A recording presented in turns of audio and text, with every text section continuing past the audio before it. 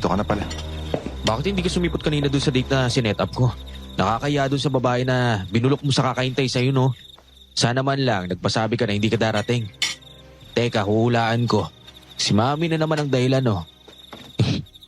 Ginamit na naman niya yung famous line niya na, CJ, anak, hindi ako makahinga. Mag-aalis sa tabi ni Mami. O syempre, ikaw naman nagpadala sa drama niya.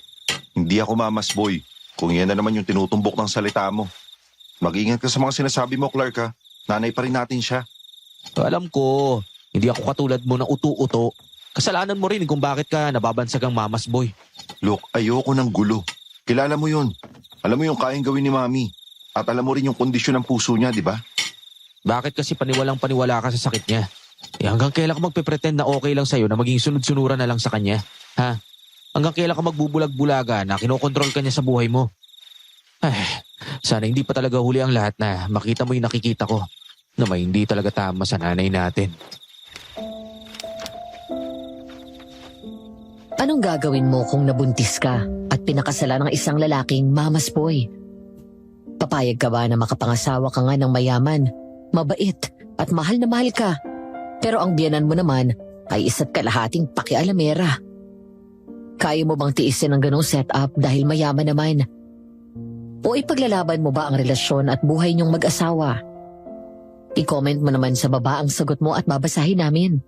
Stay tuned din at makinig hanggang dulo para malaman kung ano ba talaga ang lihim na nakapaloob sa ating kwento. Dear Aswang Diaries and Madam Venus, 11:00 ng gabi araw ng Sabado nang simulan kong isulat ang kwento na ito. Itago niyo na lang ako sa pangalan na Miranda at ngayon ay 40 years old na ako. Ang ikukwento ko sa inyo ay hango sa tunay kong karanasan tungkol sa isang aswang na paulit-ulit na naglalagay sa buhay ko sa peligro. 27 years old pa lang ako ng mga panahon na yon. Isang accountant at nagtatrabaho sa isang malaking pabrika na pag-aari ng pamilya ng matalik kong kaibigan at ex-boyfriend na si Clark. Kamamatay lang noon ang tatay ko at kasalukuyan kong nililibang ang sarili ko sa pagtatrabaho. Kaya naisip ng best friend ko na ialok sa akin ang posisyon. Tinanggap ko ang trabaho at nanirahan sa kanilang probinsya. Hanggang sa magkalapit kami ni CJ, ang kuya ni Clark, at baguhin ng isang pangyayari ang takbo ng buhay namin. Narito at sabay-sabay nating tunghayan. Hi, miss. Uy, Clark, kailan ka pa nakauwi? Kagabi lang. Tapos ka na sa ginagawa mo? Hindi pa eh. Bakit? Mamaya na yan. Halika na. Lunch muna tayo. Sige ba? Wala naman siguro magre-reklamo. Total, ikaw ang boss ko eh. Kutusan ko kapag may umalma. Tara na, iwan mo na muna yan. Nagugutom na ako eh. Mula sa opisina ay lumabas kaming dalawa ni Clark at dinala ako sa paborito niyang restaurant malapit sa office. Okay, nasabi ko sa unahan ng sulat ko na best friend at ex-boyfriend ko si Clark. Kwentuhan ko kayo ng konti. 19 years old ako noon nang isang gabi ay mapag-usapan namin ang first kiss. Curious lang dahil wala pa akong nagiging boyfriend kaya naman nagtanong ako sa kanya. Hanggang sa ang usapan ay nauwi sa totoong halik. Matapos yun ay nagkailangan kami at hindi na nag-uusap ng ilang araw. Nang muli kaming mag-uusap ay tinanong niya kung gusto ko ba daw subukan na i-level up ang relasyon namin. Pumayag ako at naging boyfriend siya. Makalipas ng 2 buwan, nagkaroon kami ng mutual decision na maghiwalay. Yun ay dahil na-realize namin pareho na mas better para sa amin na maging mag-best friend na lang. No hard feelings pagkatapos nun. Samantala, nasa restaurant na kami at kakaupo pa lang namin nang sunod na pumasok si CJ, ang panganay na kapatid ni Clark. Kilala ko siya, pero hindi kami close at bihira ring mag-usap. Aloof siya sa ibang tao at tahimik. Laging nakadikit at nakabuntot sa nanay nila na masungit at matapobre. Kaya naman nakilala siya na mamas boy. Ang balita pa namin, lahat daw ng naging girlfriend ni CJ ay tinataboy ni Ma'am Evelyn. O kuya, Oh, nandito rin pala kayo. Hi, Miranda. Hello po. halika na dito. Dito ko na lang umupo. Musta na? Ayos naman po, kuya. Clark, may meeting tayo mamayang 2:00 ha. Darating si Mr. Kwon. Yeah. Hindi ko nakakalimutan. Ang nga pala kuya, Mamayang gabi, may gagawin ka ba? Wala naman. Bakit? Tara, bar tayo. Bar? Bar, as in, inom. Sama ka, Miranda, ha? Oo ba? Basta libre mo, ah. Sagot kita. O, ikaw, kuya. Hindi ako sure kasi baka hanapin ako ni... Sino si Mami? Kuya naman, 30 anyos ka na, Saka ikaw to nagsabi sa akin, gusto mo nang kumawala sa anino ni Mami. Kailan ka magpapakasaya sa buhay mo, no? Kapag hindi mo na maituwid yung mga balakang mo. Ayoko lang ng gulo at ayokong gumawa ng bagay na mararamdaman niya na nawala yung respeto ko sa kanya. Tsaka bakit kung magsalita ka parang hindi ka anak? Huwag na tayo magkunwari. Hindi anak ang tingin sa akin ni Mami, kaya okay lang sa akin yun. Nasanay na rin naman ako eh. Okay na rin kasi hindi niya ako pinapakialaman sa buhay ko. Anyway, walang masama sa gagawin natin. Iinom lang naman tayo eh.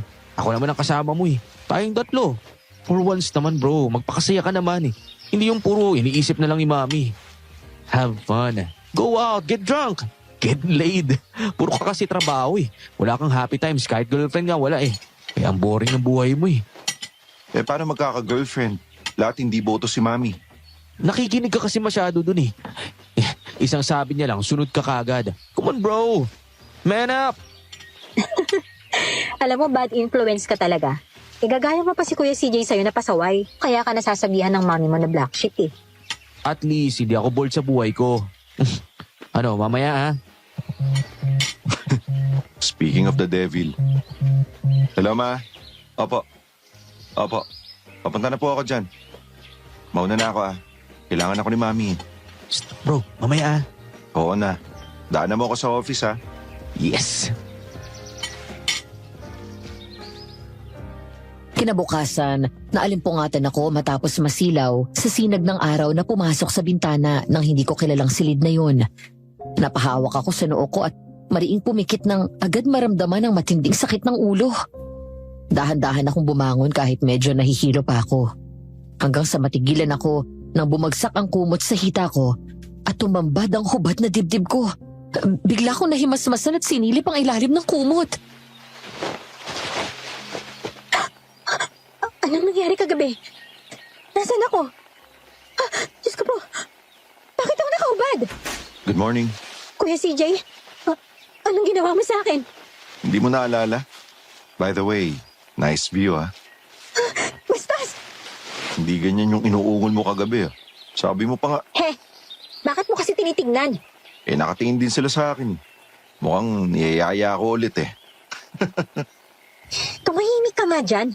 Ano ba kasi nangyari? Bakit ako walang damit? Bigla akong tinakpan ang sarili ko ng kumot. Pagkatapos ay lumapit sa akin si CJ. Hindi naman ako natakot sa kanya pero nailang ako nang titigan niya ako ng husto. Para kasing niroromansa ako ng tingin ng lalaking ito. Hanggang sa matauhan ako kaya mabilis bumawi ng tingin. Doon ko lang kasi napagtanto na ang gwapo niya. Hindi naman sa pagkukumpara. Pero mas gwapo naman talaga siya kumpara kay Clark.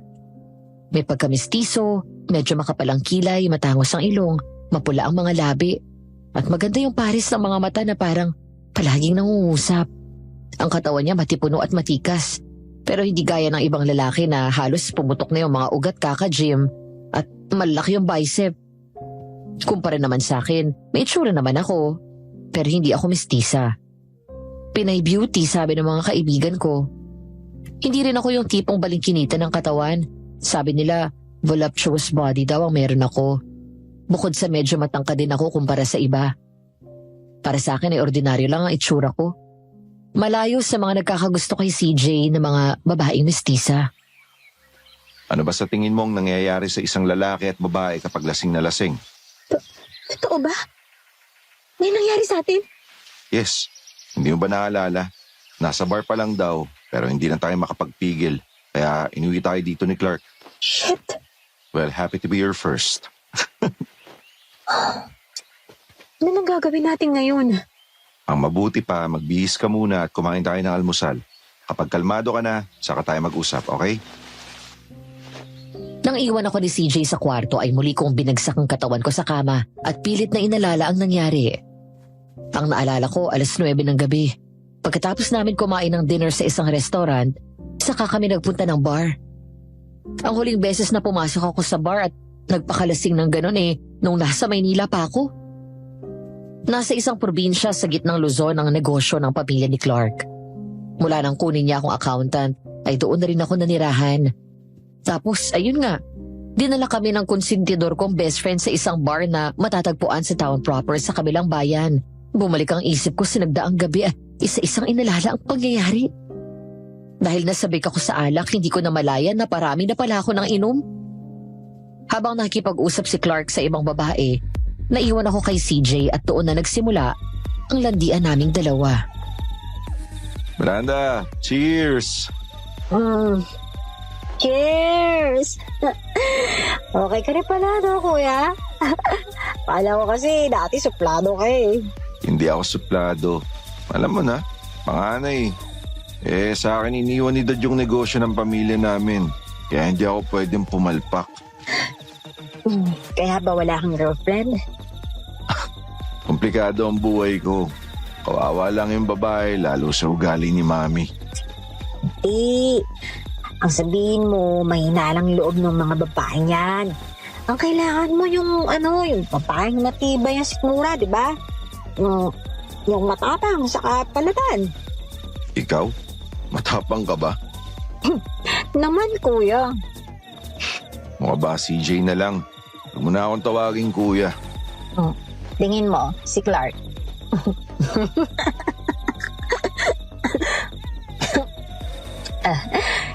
Kanina lang, kausap na lang yung babae ngayon. Nakahalikan na na. Gusto mo, tayo rin. Ikaw hinaaman mo ba ako? Ha? King ka ba? At doon na nga nagsimula ang kalokohan namin ni CJ. Ako ang unang humalik sa kanya. Pagkatapos noon ay hindi na kami mapaglayo ni Clark. Naalala ko na rin na hanggang sa isakay kami nito sa backseat ng sasakyan, naghahalikan pa rin kami. Doon ko napatunayan ang lakas ng sexual attraction namin sa isa't isa. Nang gabing yon ay mas nakilala ko siya at napalagay ang loob ko kay CJ. Habang bumabiyahe pa uwi, ay narinig ko pa ang usapan ni Clark at Kuya June. Kaya, buko sa langit ang punta nitong dalawa. Bigla tuloy ako nainggit at namiss ang business ko. Hayaan mo sila. Ngayon ko lang nakita yung si kuya na ganyan malaya eh. Tapos hindi niya iniisip yung sasabihin ni Mami. Buti hindi tumatawa. Anong hindi? Tumatawag nga kanina eh. Pinatay ko lang yung phone ni kuya. Magagalaitin na naman sa galit yun. Magbe-best actress na naman yung si Ma'am. Hayaan mo siyang umikot ang puwet sa kakahintay. Nga pala kuya, huwag mo sasabihin yung nangyari ngayon ha. Kapag nagtanong si Mami kung nasa natulog si kuya, sabihin mo hindi mo alam. Paano kapag pumunta sa apartment mo? Hindi yan. Akong bahala kay Mami. Ngayon, doon tayo sa apartment ni kuya. Basta sir, sagot niyo ako ni Mama. Sigurado kasi magagalit yun. Kapag tinanong ako at sinabi ko na hindi ko alam kung saan pumunta si Sir CJ, nakakatakot pa na mapagalit yun. Di yan. Akong bahala sa'yo. Uy, kayong dalawa. Pigilan nyo yung sarili nyo ha. Huwag kayong gagawa ng milagro sa kotse ko. Wala pa tayo sa bahay mo, kuya. Doon nyo na ipagpatuloy yan. Ayun na nga, Madam Venus. Pagdating namin sa apartment ni CJ, ang kwento ni Clark, sa sala pa lang daw ay naguhubad na kaming dalawa.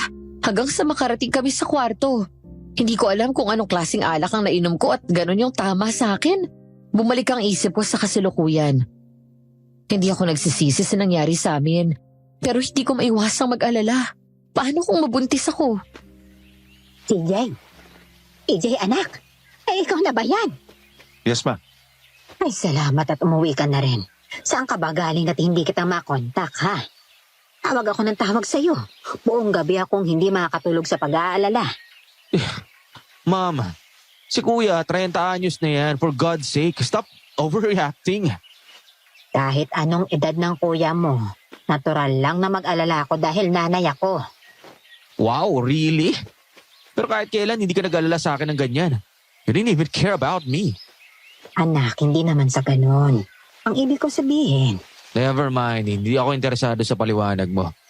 Clark, please, tama na. Ma, kasama ko yung mga high school friends ko. Hindi ko sinasadya na nagkita-kita kami kahapon tapos nagkayayaan mag-inuman. Yung phone ko kasi naiwan ko sa kotse tapos nalobat. Doon na rin ako natulog sa bahay nila. uminom ka? Kailan ka pa natutong uminom ng alak ka na? Bakit hindi mo sinabi o pinasabi sa akin? Ikaw, Clark, ha? Baka ikaw ang nagtuturo ng mga kalokohan sa kuya mo. May sariling isip na si kuya. Hindi na siya 12 years old. Para kailangan mong impluensyahan, he's a grown man. Clark, I said that's enough. Ma, walang kasalanan si Clark, okay? Ako po yung nagdesisyon na sumama sa kanila. Siguro naman, pwede ako makipagkita sa mga kaibigan ko, hindi ba? Of course, anak. Pero please, huwag mo nang uulitin yun. Alam mo naman na mahina ang puso ko. Baka atakihin ako sa pag-aalala sa'yo. Halika na at kumain ka na. Mamaya na po. Matutulog po muna ako. CJ, ang sabi ko, maupo ka dito at kumain. Yes, ma. Nagpaluto ako ng sinigang na bangus. Ito ang paborito mo, di ba? Ma, ayoko ng isda na hindi prito, di ba? Tsaka, hindi ko paborito yan eh. Anong hindi? Ito palagi ang nire-request mong ulam. Mami, hindi ako yun. Ikaw ang may gusto. Kapag sinabi ko na ito ang paborito mo, ito ang paborito mo, at ito ang kakainin mo. Yes, ma. Very good, my baby boy. Ay, napakaswerte ng mami sa'yo at masunurin ka. Masunurin. Baka ibig niyo sabihin, nauuto niyo. Anong sabi mo? Wala. Ang sabi ko si kuya ang the best. Mama's boy in the world. Anyway, kuya, bago ko matulog mamaya, basahin mo muna yung mga ginawa kong proposal kay Mr. Kwan. Okay, sige. Doon tayo sa kwarto ko mag-usap. Matapos kumain ni CJ, ang sabi ni Clark, kinuha niya ang laptop at sumunod sa kwarto ng kapatid. Pero sa halip na ipakita ang nasabing proposal, bigla siyang hinedlock ni CJ at hinila sa loob ng walk-in closet nito. Doon lihim na nag-usap ang dalawa tungkol sa nangyari sa amin. Sa halip na mag-alala, natatawa at excited pa daw si Clark na humarap sa kapatid. Aray ko, kuya. Kamaingay, baka marinig tayo ni Mami. Sira ulo ka. Bakit hindi mo kami pinigilan ni Miranda? Pinigilan namin kayo ni Kuya John. Kayong dalawang ayaw magpapigil. Nakakaya kay Miranda, tol. Huwag mo sabihin nagsisisi ka. What? Of course not. Nakakaya lang kasi best friend mo siya, tapos kuya yung tingin niya sa akin. O sino may kasalanan? Kayo rin naman. Anong balak mo? Hindi ko nga alam eh. Ang inaalala ko, paano kapag nabuntis siya? Di po. Buhay kang bata ka. Makakawala ka na sa anino ni Mami. Hindi naman yun ang iniisip ko eh. Ay nako kuya, kilala kita. Alam ko na hindi ka lang nagsasalita pero nakikita ko sa kilos mo. Nasasakal ka na, no? Oo, nasasakal ka na sa pangbibibi na ginagawa ni Mami sa'yo. Mula nang mawala si Dad, kailangan ni Mami ng masasandalan. Kanino pa ba siya lalapit kundi sa akin na panganay, di ba? Pero sobra na si Mami. Wala ka ng sariling buhay at desisyon. Lahat ng ginagawa mo ayon sa gusto niya. Gusto niya palagi siyang nasusunod. Ikaw naman, sige, oo ka lang ng oo. Kailan ka ba magdidesisyon para sa sarili mo? Ewan, bahala na. Ang importante ngayon si Miranda. Ayokong isipin niya na pagkatapos ng nangyari sa amin, pababayaan ko siya. Di lumabas-labas kayo. Total naman, araw-araw kayo magkasama sa trabaho, kuya. Kuya, kilala mo siya. Mabait na tao si Miranda. Malaban nga lang, kapag nabuntis mo siya at magdesisyon ka na panagutan ng bata, sigurado malaking gulo yan dahil alam mo naman yan eh. Noon pa man, mabigat ang dugo ni Mami sa kanya. At ako nang nagsasabi sa'yo, hindi magpapaapi yun. Bahala na. Ikaw kasi. Ba't ako? Kayo dalawa tong sabik eh. Sira ulo. And besides, hindi mo ba nararamdaman ang lakas ng connection yun ni Miranda? Bagay kayo, kuya. Hindi kayo masyadong nag-uusap, di ba? Nung magkaroon kayo ng chance, napansin mo, nag-click kagad yung personality ninyo. Why don't you just pursue her? Miranda is a great woman. Besides, best friend ko naman siya eh. Alam kong hindi ako mapapaya sa'yo. Alam ko naman yun. Disente siyang babae. Ang importante ngayon, hindi niya maramdaman na pagkatapos may mangyari sa amin, iiwasan ko siya, no? So, may plano kang ituloy ang communication ninyo? Oo. Basta alagaan mo yun. Matapos ang nangyari sa amin ni CJ, ang buong akala ko ay iiwasan na niya ako. Ngunit kabaliktaran ang ginawa niya. Nagpatuloy siya ng pakikipag-usap sa akin. Sadyang nilapit ang loob na parang mas kinikilala niya ako sa mas malalim na pamamaraan. Madalas ay sabay kaming kumain ng lunch o kaya ay sinasabay niya ako pa uwi at hinahatid sa bahay. Makalipas ang isang buwan, nagsimula akong kabahan nang hindi dumating ang buwan ng dalaw ko sa eksaktong araw na inaasahan ko. Nagpalipas pa ako ng 1 linggo pero hindi na ako dinatnan. Doon ko na kinausap si CJ at sinabi ang bumabag-habag sa akin. Kaya agad siyang bumili ng 5 pregnancy test saka kami umuwi sa apartment ko. Habang naroon ako sa banyo, parang sasabog yung puso ko sa kaba. Anong resulta? Uy, magsalita ka naman. Lalo akong kinakabahan eh.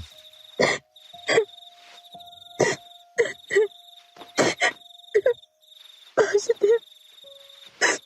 Buntis ako. What? What ka dyan? Ano na ngayon yung gagawin natin? Sige, akong bahala. Look, CJ. May intindihan ko kung di mo ako papanagutan.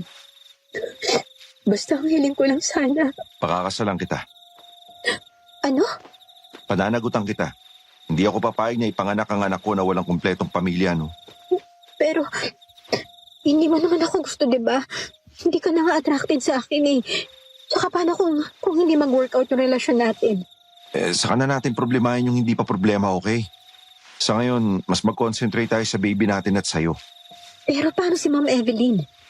Alam mo naman mabigat yung dugo sa akin ng nanay mo, di ba? Iyan nga lang yung kaibigan ako ni Clark. Kung taasan na ako ng kilay at tingnan mula ulo hanggang paa.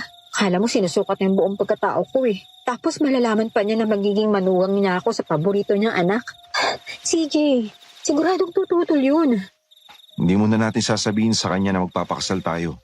Ha? Teka, paano? Magpapakasal tayo ng lihim? Oo, iharap kita sa kanya na kasal na tayo. Para wala siyang magawa kahit tumutol siya. Kilala ko si Mami. Kapag hinarap kita na hindi tayo kasal, hahanap ng paraan yun para ilayo ka sa akin, no? Trouble yan eh. Kaya mo ba salungatin yung mami mo? Ano ka ba? Once and for all, kailangan ko nang matuto na magdesisyon para sa sarili ko. Pumili ng bagay na gusto ko na makakapagpasaya sa akin. Sisimulan ko rito. Sa inyo na magiging baby natin. I'll take responsibility for you, Miranda, okay? Hindi kita pababayaan. Thank you, CJ ha. Pero una natin sabihan si Clark, okay? Sigurado tutulong yun sa plano natin. Okay. Napangiti ako nung lumapit si CJ at niyakap ako ng mahigpit. Sa unang pagkakataon, matapos ang makalipas ng mahabang panahon, naramdaman ko na hindi ako nag-iisa. Ngayon may karamay na ako sa problema. I felt safe in his arms. Ang pag-aalala ko kanina napalitan ng excitement. Hindi na ako lugi kay CJ. Mama's boy man siyang maituturing pero nakita ko kung paano niya ako alagaan at irespeto bilang babae. Tsaka, sinong may sabi na hindi ako attracted sa'yo at hindi kita gusto? Hayaan ko ba na may mangyari sa atin kung hindi? Sa ngayon, doon na muna tayo. Malay mo, mas lumalim mo yung mga nararamdaman natin. Okay. May tiwala naman ako sa iyo eh. Okay, sige. Magpa-schedule ka ng check-up sa OB-GYN para sasamahan kita, ha? Tapos kung may gusto kang kainin, sabihin mo lang din, ha? Nilihim namin ang kalagayan ko. Kapag may pinaglilihian akong pagkain, CJ tries his best to be there. Kapag naman hindi siya pwede dahil sa mommy niya, si Clark ang pinapadala nito. Pero mas lamang ang sandali na si CJ ang nag-aasikaso sa akin at sa mga pangangailangan ko. Habang dumadaan ang mga araw, nakikita ko sa kanya ang excitement na makita ang magiging baby namin. May mga oras na gumagawa siya ng dahilan sa mommy niya para hindi umuwi sa bahay pagkatapos ay sa apartment ko natutulog. Nagdesisyon kami na gawing opisyal ang relasyon namin. Doon ko siya mas lalong nakilala. Mabait si CJ. Gentleman. Maasikaso at makulit din. Bukod doon ay nadiskubre ko rin na masarap siyang magluto. Ayaw niya ng mga pagkain na may pasas. Hindi rin niya masyadong gusto yung isda, lalo na kung papakuluan ito sa sabaw. Mas gusto niya na piniprito muna ito. Ayaw din ito sa menudo, dahil hindi rin siya kumakain ng mga laman loob ng baboy gaya ng atay. Paborito niya ang chili garlic sauce at mga Chinese at Japanese food, kaldereta at sinigang. Wala yata akong maalala na na-bored ako sa tuwing kasama ko siya mula nang maging mag-boyfriend kami. Hindi ko sigurado kung may kalakip na yung pagmamahal, pero napapasaya niya ako. 1 linggo bago ang civil wedding namin, binigyan niya ako ng engagement ring. 1 linggo pa ulit ang nakalipas mula nang matapos ang civil wedding at honeymoon namin. Hanggang sa dumating na ang araw na kailangan na akong ipakilala ni CJ sa mommy niya. Kabababa pa lang namin ang kotse. Narinig na namin ang excited na boses ng biyanan ko. Ay naku, ang anak ko. Pumalik na ang anak ko. CJ, anak. Finally, you're home. Hi, ma'am. Good afternoon po, Ma'am Evelyn. Bakit kayo magkasama ni Miranda? Kuya Jun, pakibaba na lang po yung mga gamit ni Miranda at dalhin sa kwarto ko. Salamat. Sandali. Ano ba ang nangyayari? Ma'am, si Miranda po pala. Asawa ko. Kinasal na po kami sa Maynila. Last week lang. Ano? Kuya, uy, ang paborito kong hipag. Welcome home. Pasok dito. Dito tayo sa loob. Alam mo? Of course, ma. Ako nang nag-aasikaso ng kasal nila. Anong nangyayari? Bakit ka bilang nagpakasal sa babaeng yan? Ano ba to? Pinaprank niyo ba ako? No, ma'am. It's true. Kasal na po kami ni Miranda. I got her pregnant and I want to take responsibility. Kaya nagdesisyon po ako na pakasalan siya. Ano? Bakit hindi mo muna kinonsulta sa akin? Bakit ka nagdesisyon ng basta-basta? Dahil alam ko po na tututol ka. Ma'am, anak ko to. Walang ibang pwede magdesisyon dito kundi ako lang. Because all I want is the best for you. Then Miranda is the best for me. This is the best life for me. At paano ka na kasi siguro na sa'yo ang batang yan? Excuse me po, no? Pero mawalang galang na po. Virgin po ako na may nangyari sa amin. Ano bang malay ko kung nagpagalaw ka sa ibang lalaki pagkatapos niya? Pagkatapos saka mo pinaako sa anak ko ang bata para lang sa pera. Ma, ano ba? Magdaan-daan ka nga sa mga sinasabi mo. Hindi ganong klase ng babae si Miranda. Alam ko na sa akin ang bata. Dahil matapos ang nangyari sa amin, palagi na kami nagkikita at magkasama. Sinisigawan mo na ako ngayon?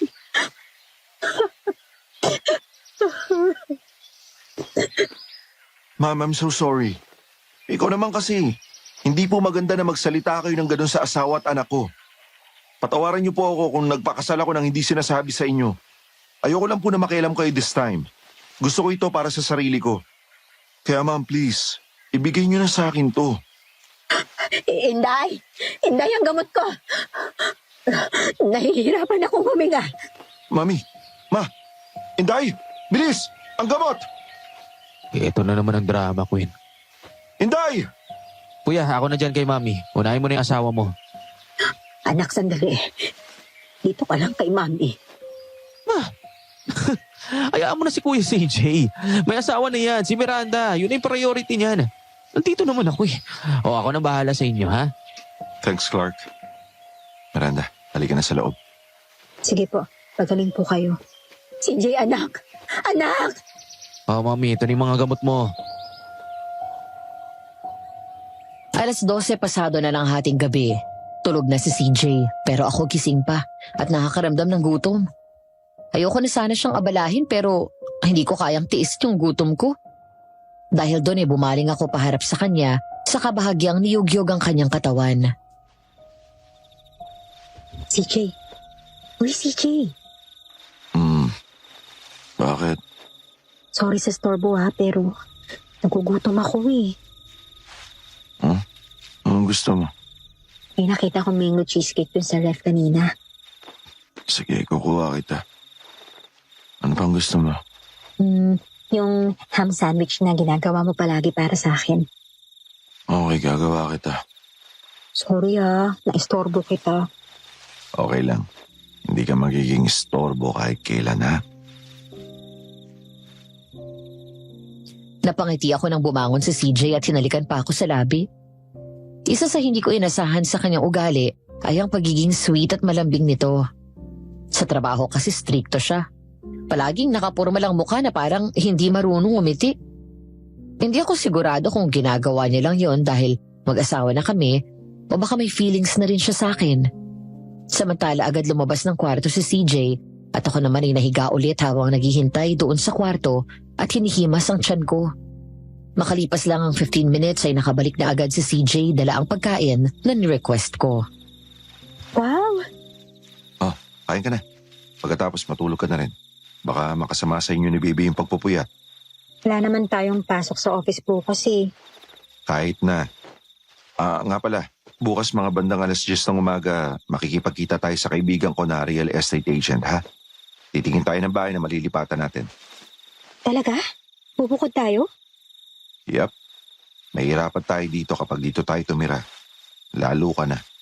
Alam mo na yung ugali ni Mami. Makikialam yan sa atin, no? Ay, salamat. Isa yan sa iniisip ko eh. Ayoko lang na ma-stress ka, kaya tayo na lang yung iiwas. Narinig mo yun? Ang alin? Yung tunog na parang may tiktik. Oo nga, no. Naririnig ko. May aswang sa paligid. Huwag ka matakot. Hindi naman yun makakapasok eh. Concrete yung bahay. Nakakalimutan ko palagi na nasa probinsya nga pala tayo. Uso nga pala dito yung mga aswang. Hayaan mo siya. Aalis din yan. Sige na, kumain ka na kumain. Pinagsaluhan namin ni CJ ang pagkain na hinanda niya. Hanggang sa maubos namin yun. Agad din naman niyang binaba sa kusina at hinugasan ang pinagkainan namin. Habang naghihintay sa kanyang pagbalik sa kwarto, natigilan ako nang may marinig na malakas na pumapagas pa sa labas. Na para bang mula sa malaking ibon. Nakiramdam ako. Ang tunog nito ay parang nasa malayo. Hanggang sa nagulat ako nang may kumatok sa bintana. Dahil doon ay napaatras ako sa takot. Sino yan? Oh, Miranda, sinong kausap mo? Si Jamie kumakatok sa bintana. Paano nangyari yun? Nasa second floor tayo, tantaas nitong bahay. Meron talaga. Oo nga, no. Sandali lang, Diyan ka lang. Sino yan? CJ, manananggal! Bigla kaming napaatras ni CJ nang bumalaga sa amin ang nakakatakot na mukha ng aswang doon sa tapat ng bintana. Inaalog nito yun at pilit na binubuksan. Labis na pangingilabot ang naramdaman ko nang makita ang nakakatakot na mukha ng manananggal. Isang nilalang na inakala ko na nakikita lang sa mga pelikula at telebisyon. Ngayon ay eto at buhay na buhay sa harapan ko. Hinarang ni CJ ang sarili niya sa akin. Ang ingay na yun ang nagpagising sa mga kasambahay at kay Clark. Napasigaw sila nang makita ang aswang. Hanggang sa bigla na lang nitong binasag ang bintana at naipasok ang kalahati ng kanyang katawan. Clark! Tulong! Ibigay niyo sa akin ang babaeng yan. Kuya, Salo! Lumayo ka sa asawa ka, demonyo! Nang muntik makapasok ang aswang ay agad kumuha ng mahabang payong si Clark at binato kay CJ. Tinulak ni Clark ang aswang palabas gamit ang isa pang payong na mahaba. Habang si CJ naman ay sinaksak ito gamit ang dulo ng payong at tumama sa dibdib. Sumigaw ang aswang sa sakit. Pero sa kabila ng tama nito ay hindi natinag ang aswang. Lumaban ito at nagawang hablutin sa braso si CJ sa kapilit na hinihila. Dali naman akong tumakbo palapit at hinila pabalik ang asawa ko. Ngunit sa pagtulong ko sa kanya, ako naman ang nagawa nito hablutin at pilit na hinihila. CJ! Ah! Ah! Bitiwan mo siya! Bitaw! Gusto mong pakawalan ko siya? Pues, halika rito. Dahil ikaw naman talaga ang pakay ko. Ikaw at ang mabangong sanggol sa iyong sinabukuan. Huwag mo akong hawakan!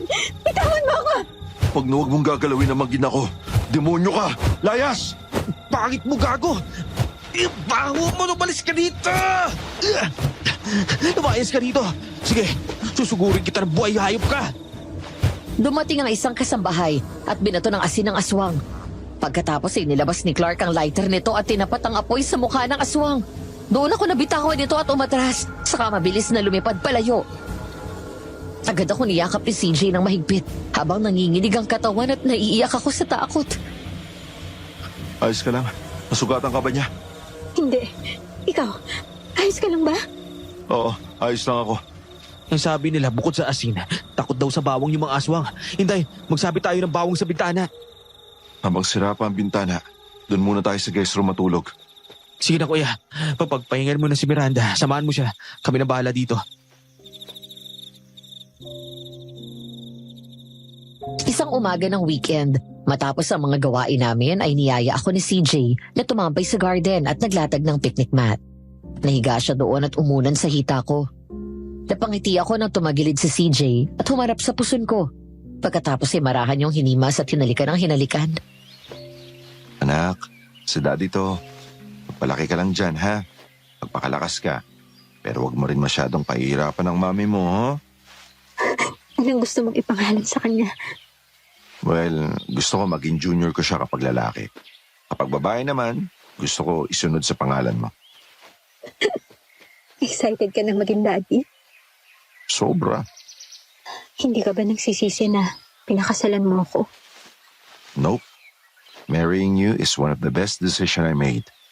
Ngayon lang ako naging ganito kasayano. Tsaka hindi mo nararamdaman na may deep connection na tayo. Damdam. Ay, nga pala, may dala akong libro. Gusto mo basahan kita? Sige. Tapos di ba marunong ka magitara?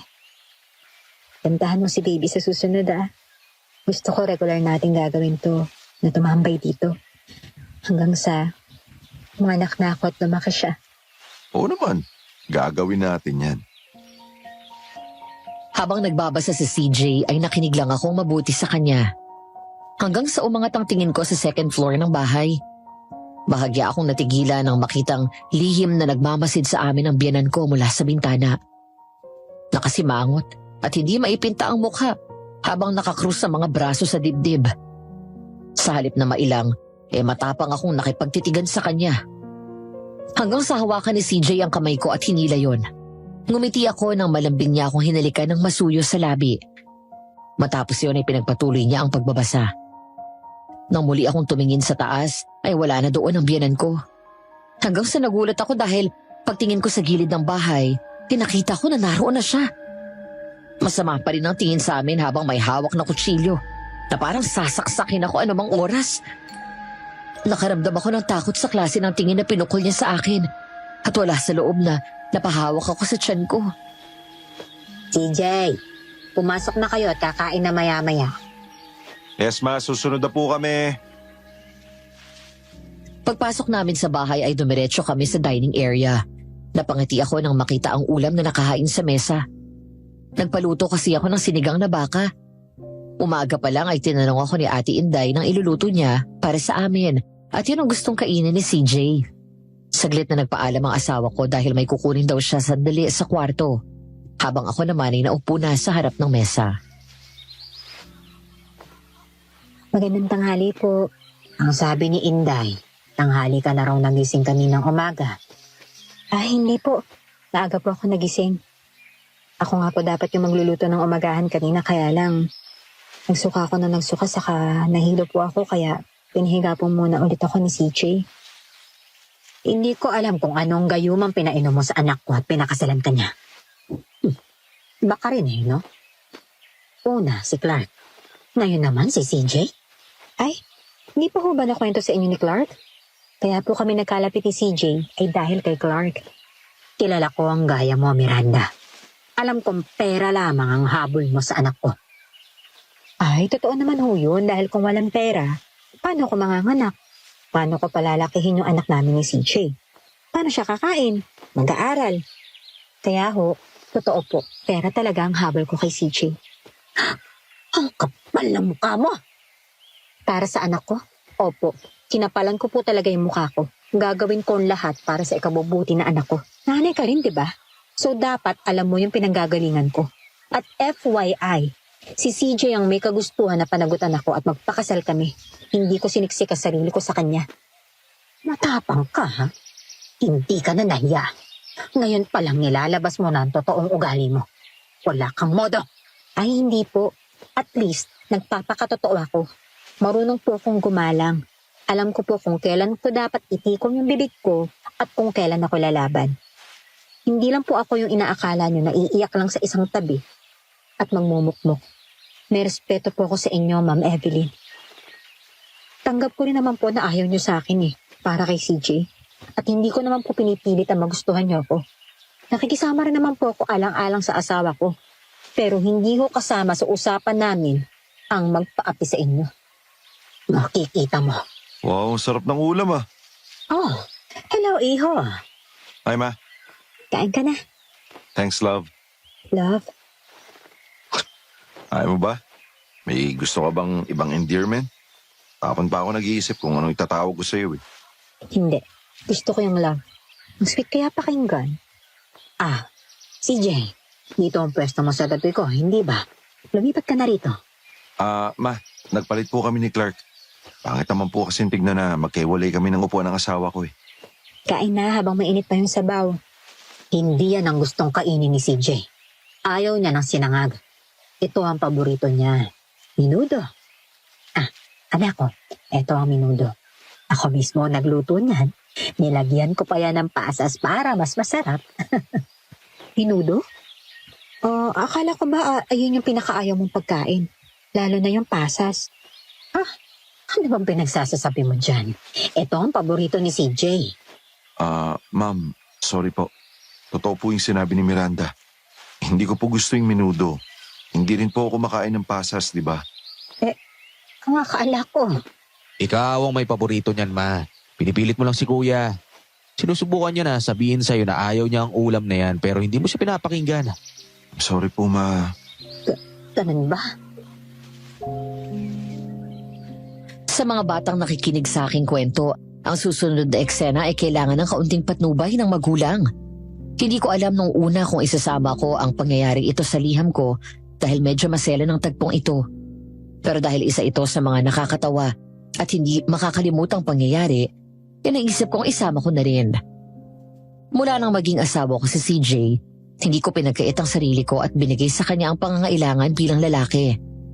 After all, he is a great lover, and I enjoyed and love every time I do it with him and vice versa. Isang gabi habang nasa gitna kami ng isang mainit na tagpo, nagulat na lang kami nang biglang bumukas ang pinto at diretsong pumasok ang biyanan ko. Napasigaw kaming tatlo at biglang umalis si CJ sa ibabaw ko at nagmamadali kaming nagtakip ng kumot. CJ! Jesus Mariose! Ma, ano ba? Di ka ba marunong kumatok? Ay, naitatanong lang sana ako sa'yo. Hindi ba pwedeng ipagpabukas na lang yan? Gabi na oh. Bakit ka ba nagagalit? Dati naman ako pumapasok dito sa kwarto mo nang walang paalam Dati yun, may asawa na ako. Hindi na pwedeng ginagawa nyo dati. O baka gusto nyo pa kami panoorin sa ginagawa namin. Mas importante yung sasabihin ko. Lumabas na kayo. Nagmamadaling lumabas ang biyanan ko at sinarado ang pinto. Doon bumaba ng kama si CJ at naglakad papunta sa pinto ng walang saplot at nilak ang pinto. Nang tumingin siya sa akin, sa halip na mainis at nahihiyang natawa kami sa nangyari, ang akala ko'y hindi na namin itutuloy dahil naistorbo na kami. Pero bumalik siya sa kama at muli akong hinalikan. Sorry sa ginawa ni Mami Bakit ba kasi hindi mo nilak yung pinto? Nakalimutan ko eh. Ikaw kasi, pinasasabik mo ako kanina eh. Sa kotse pa lang ang pilya mo na. Hawa ka ng hawa kay Junjun.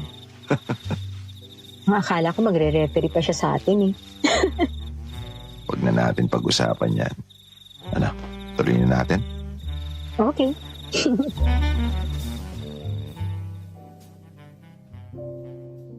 Hapon, dahil medyo nabuboard na ako sa kwarto, niyaya ko si CJ na lumabas para maglakad-lakad sa kakahuyan na nasa likod ng kanilang bahay. 4:00 na yon ng hapon, kaya hindi na rin ganon kainit ang araw. Palabas na sana kami ng bakuran na bigla naming marinig ang boses ng biyanan ko.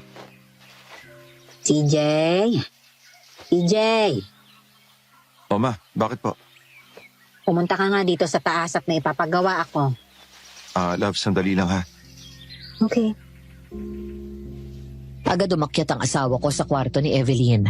Naabutan niya ito nakaupo sa kama. Nakasandal sa headboard habang nakaunat ang mga paa. Lumapit daw siya at naupo sa gilid ng kama at ngumiti si CJ nang ngumiti rin ang mami niya.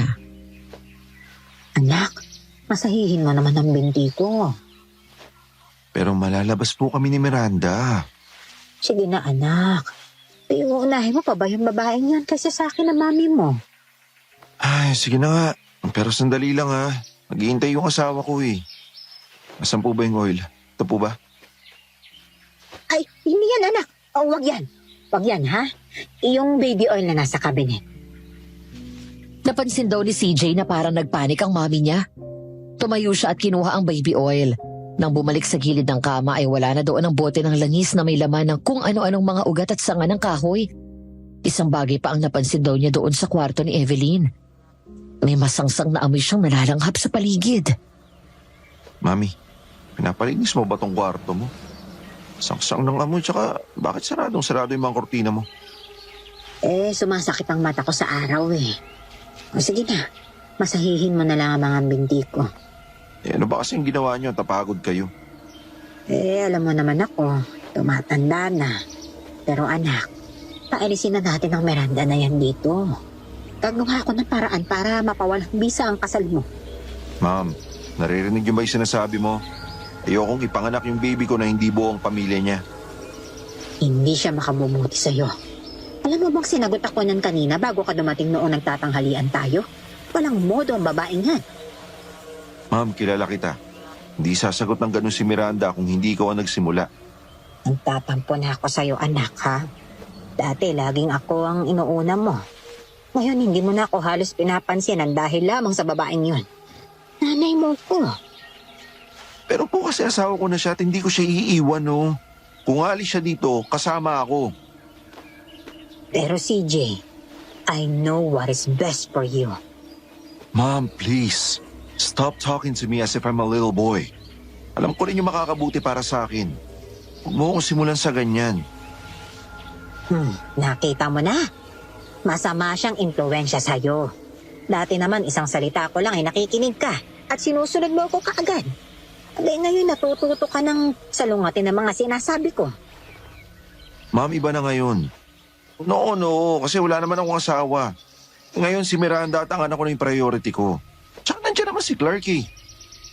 Sige na, lumabas ka na. Ayos na ako. Sigurado kayo? Akala ko magpapamasahe kayo. Kahit mamaya na lang anak, o kaya kay Inday na lamang ako magpapamasahe. Sige po. Kuya, halika dito. Bilis, may sasabihin ako sa iyo saglit. Samantala ng mga sandaling yon ay naroon na ako sa kakahuyan at nagsisimulang maglakad-lakad. Dahil nainip ako sa kakahintay, nauna na ako kay CJ. Nagagandahan kasi ako sa lugar na yon. Maraming puno, kaya presko at malamig ang hangin. Pero hindi ganon masukal, kaya hindi nakakatakot maglakad. Kumakanta-kanta pa ako habang pinagmamasdan ang ganda ng paligid at marahang hinihimas ang tiyan ko.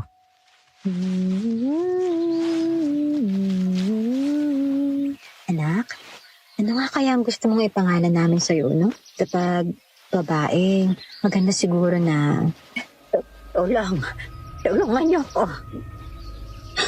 Sino yan? Tulong. Nay? Nasaan na po kayo? Nandito ako, iha. Tulungan mo ko. Nandiyan na po ako, Nay. Hinahanap ko ang pinanggalingan ng boses ng matandang babae. Naglakad ako sa paligid. Naghanap sa likod ng mga matataas na halaman. Hanggang sa wakas ay nakita ko ang matanda. Nakahandusay sa lupa habang marumi at nagdudugo ang ulo at nakasandal sa likod ng isang malaking puno sa tagong bahagi ng kakahuyan. Agad akong nakaramdam ng awa at pag-aalala sa nakita kong kalagayan niya. Naku, ano pong nangyari sa inyo? Naglalakad ako nang may bumato sa akin. Hindi ko naman nakita kung sino. Pauwi na ako nang bigla akong matumba at nahilo. Ganun po ba? Naku, halika po at tumayo kayo. Kaya niyo po ba? Oo. Salamat, Ineng. Wala pong anuman. Tinulungan kong tumayo ang matanda hanggang sa magtaka ako na sa halip na humawak sa kamay ko ay bigla niyang pinulupot ang braso sa leeg ko. Nang sinubukan kong ilayo ang sarili ko, mahigpit ang kapit niya sa ulo ko. Doon na ako biglang kinabahan nang maging mas mahigpit ang yakap sa akin ng matanda. Ilang sandali pa ay nagulantang ako sa aking narinig. Nay, bitaw na po kayo.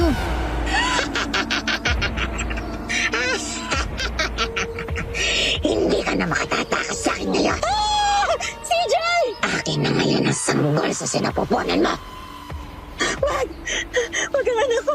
CJ, tulong! Kahit anong sigaw mo, walang makaririnig sa'yo. Bitawan mo ako! Nagpumiglas ako nang maramdaman ko ang dulo ng pangil nito sa leeg ko. At akma akong kakagatin. Kasabay ng paghawak ng isang kamay niya sa puson ko. Agad akong gumawa ng paraan. Inipon ko ang lakas ko sabay tinuhod ko siya sa tiyan. Nang hindi pa rin ako bitawan na inabot ko ang mukha niya. Wala na akong pakialam kung matusok yung mata niya ng mahabang kuko ko. Basta hinila ko siya sa ulo palayo sa akin. Saka ako nagdasal sa tapat mismo ng tenga niya. Sa pangalan ni Jesus, lumayo ka sa akin, demonyo ka! Hayop ka! Papatayin kita! Sige, subukan mong lumapit ulit sa akin. Agad ko siyang sabay na tinulak at sinipa palayo sa akin. Kinapa ko ang leeg ko na muntik agatin ito at nakahinga ako ng maluwag nang walang bahid ng dugo ang palad ko. Pagkatapos ay humawak ako agad sa tiyan ko. Nang tingnan ko ang aswang, agad ko tong nakilala. Ang manananggal na sumugod sa amin noong nakaraang gabi. Hindi ako makapaniwala na may aswang na kayang lumabas kahit maliwanag pa. Sadyang nakakatakot ang mukha ng matanda na para itong nakakatakot na mangkukulam. Bilog at malalaki ang nalilisik niyang mga mata. Parang tuka ng loro ang ilong at nang ngumisi, may pangil at nangingitim ang kanyang mga ngipin. Ngunit ang kuko nito ay mahaba at matulis. Dinampot ko ang nakita kong putol na kahoy mula sa puno at yun ang ginawa kong armas. Sa tingin mo ba, tatalab sa akin yan? Nagsasayang ka lang ng lakas dahil sa uli ay mamamatay ka pa rin. Hindi ako natatakot sa'yo at hindi mo makukuha ang anak ko. Talaga? Sige, tingnan natin. Bitawan mo ako! Papatayin kita! Paatras akong tumakbo nang biglang sumugod sa akin ang aswang. Nagulat ako nang tumalon nito papunta sa akin, kaya bumagsak kami sa lupa. Tinulak ko agad ang mukha niya palayo sa akin nang muli nitong tangkain na kagatin ako. Hanggang sa sinakal niya ako at nagpambuno kami. Inipon ko ang lakas ko at sinuntok ang aswang ng sunod-sunod, sabay saksak ng hawak kong kahoy sa dibdib niya. Mauna ka! Pinagalit mo talaga ako. Miranda! Miranda, nasan ka? Miranda! CJ! Tulong! Miranda! Bitawan mo ako! Bumalik ka rito! Agad akong kumaripas ng takbo palayo. Nang makalabas ako sa likod ng masukal na halamanan, ay doon ako nakita ng magkapatid. Mabilis akong sinalubong ni CJ na puno ng bakas ang matinding pag-aalala. Takot na takot ako yumakap ng mahigpit sa kanya. Hanggang sa lumingon kami, nang kasunod kong dumating ang aswang. Tila natakot ito at agad na umatras at tumakbo papasok sa masukal na kagubatan. Ayos ka lang. Muntik na ako makagat. Bakit ba bigla ka nawala? Sabi ko sa'yo hintayin mo ako, di ba? Sorry, nainip kasi ako sa paghihintay kaya sabi ko maglalakad-lakad lang ako eh. Diyan lang naman ako sa may bungad eh. Hindi naman ako lumayo. Pero narinig ko kasi yung boses ng matanda na humihingi ng tulong. Eh ayun, naawa ako. Eh mali ko bang aswang yun? Yung liwa-liwanag pa oh. Sorry, love. Si mami kasi, hindi ko matanggihan. Mabuti pa kuya, pumasok muna kayo sa loob ng bahay. Dahil sa mga nangyari ay tinuruan kami ni Kuya Joe ng mga pangontra na maaring gamitin sakaling salakayin ulit kami ng aswang. Binigyan niya kami ng mga armas gaya ng bolo at buntot pagi. Pinasuot niya rin sa akin ang isang kwintas na medalyon na magsisilbi raw na proteksyon ko. Samantala isang umaga, habang naliligo ako para maghanda sa pagpasok sa opisina, eksaktong katatapos ko lang maligo at kalalabas lang ng shower nang marinig ko na tinatawag ako ni CJ. Agad kong binalot sa tuwalya ang buhok ko at nagsuot ng bathrobe bago lumabas ng banyo. Nadatnan ko siya na nakatingin sa mga damit na naroon sa kama. Oh, love. Kala ko yung isusuot ko yung itim na suit at powder blue na long sleeve. Bakit dark gray itong nandito? Eh, yun na nga yung hinanda ko eh. Ewan ko kung sino yung nagpalit. Nilagay ko lang yan dyan, yung pinili ko na isusuot ko. Wala naman pumapasok na iba dito. Ako ang nagpalit niyan. Iyan ang isusuot ni CJ. Galing yan sa laundry. At katatapos ang labhan at planchahin ni Inday. Naman eh. O bakit? Gusto ko lang naman na maging gwapo ka sa meeting mo. Ma, please. Next time, hayaan nyo na po si Miranda ang gumawa nito, ha? Oo nga po. Asawa na po kasi ako. Responsibilidad ko na po to. Asawa ka lang. Nanay ako. Ay, may competition. Love, tama na. Hayaan mo na si Mami. Damit lang yan. See? Sige na. Ito na yung isusuot ko. Pero ma'am, ito na yung huling beses na makikialam ka sa damit ko, ha? Let my wife do this for me. See? Magbibihis po muna ako sa loob, ha? Masama ang loob ko na pumasok sa walk-in closet at nagsimulang magbihis.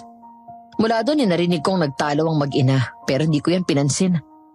Naiinis ako sa pakikialam ng biyenan ko sa mga bagay na dapat ako na yung gumagawa. Maaring simpleng bagay lang yon. Pero ayoko ng pakiramdam na pinamumukha niya sa akin na kahit na mag-asawa na kami, wala pa rin akong papel sa buhay ni CJ. Nakita mo na kung gaano kamaldita yung babaeng yan? Kayo rin naman kasi may kasalanan eh. Bakit ba kasi nakikialam? Matagal ko nang ginagawa ito. Bakit ngayon hindi na pwede? Ilang beses ko bang kailangang ulitin na may asawa na ako? May mga bagay na dapat hinahayaan nyo na sa amin. Na-appreciate ko yung pagtulong nyo pero please lang, hayaan nyo na kami. Masyado ka nang nabe-brainwash ng babaeng yan. Ma'am, please, lumabas na kayo. Kailangan na namin mag-BS, may pasok pa kami. Pinormalan ko si CJ nang pumasok ito sa walk-in closet habang nagbibihis ako at dala ang suit na pinilit ng nanay niya. Hindi ako kumibo at umiwas ako ng tingin. Nang lumapit siya sa akin ay sadya ko siyang tinalikuran. Malambing na yumakap sa bewang ko si CJ. Pagkatapos ay hinalikan ako sa sentido. Pasensya mo na si Mami, ha. Nasanay lang kasi siya na siya lang yung umaasikaso sa akin eh. Pinagladi natin siya sa pagdating mo dito kaya nahihirapan siyang tanggapin ka. Hindi ako nakikipagkompetensya sa nanay mo. Kung ako lang, ayokong batulan yung tantrums niya eh. Pero, OA na kasi sa pagiging pakailamera niya. Palagpasin mo na. Ay hindi, mamimihasa yan ang pakikialam sa atin kapag pinalagpas mo ng pinalagpas. No, sorry na, huwag ka na magalit. Ayoko mag-breakfast dito. Ayoko makita yung nanay mo habang kumakain ako. Baka hindi kami matunawan ng anak mo. O sige, doon na lang tayo kumain sa paborito natin breakfast place. Pwede bang doon tayo matulog mamaya sa apartment mo? Gusto ko ng tahimik na buhay mamaya, please lang. Sure, walang problema sa akin. Huwag ka na ma-stress, ha? Baka maapektuhan si baby. Okay. Isang gabi dahil sa dami ng trabaho, ay kinailangan kong mag-overtime. Gayon din si CJ. Pasado 8:00 na yon at katatapos ko lang ng mga financial reports na kakailanganin bukas ng umaga. Habang nag-aayos ako ng office desk, biglang tumawag ang asawa ko na ang alam ko ay nasa dinner meeting pa. Hello, love? Hi! Tapos na ba yung meeting mo? Oo, ngayon lang. Mag-aayos lang ako ng gamit dito tapos daanan kita dyan sa accounting, ha? Okay. Tapos na rin ako eh. Punta lang ako sa CR. Okay, see you in a bit. Nang matapos ang ginagawa ko ay saka ako lumabas at nagpunta sa comfort room. Pagpasok pa lang ay bahagya na akong natigilan.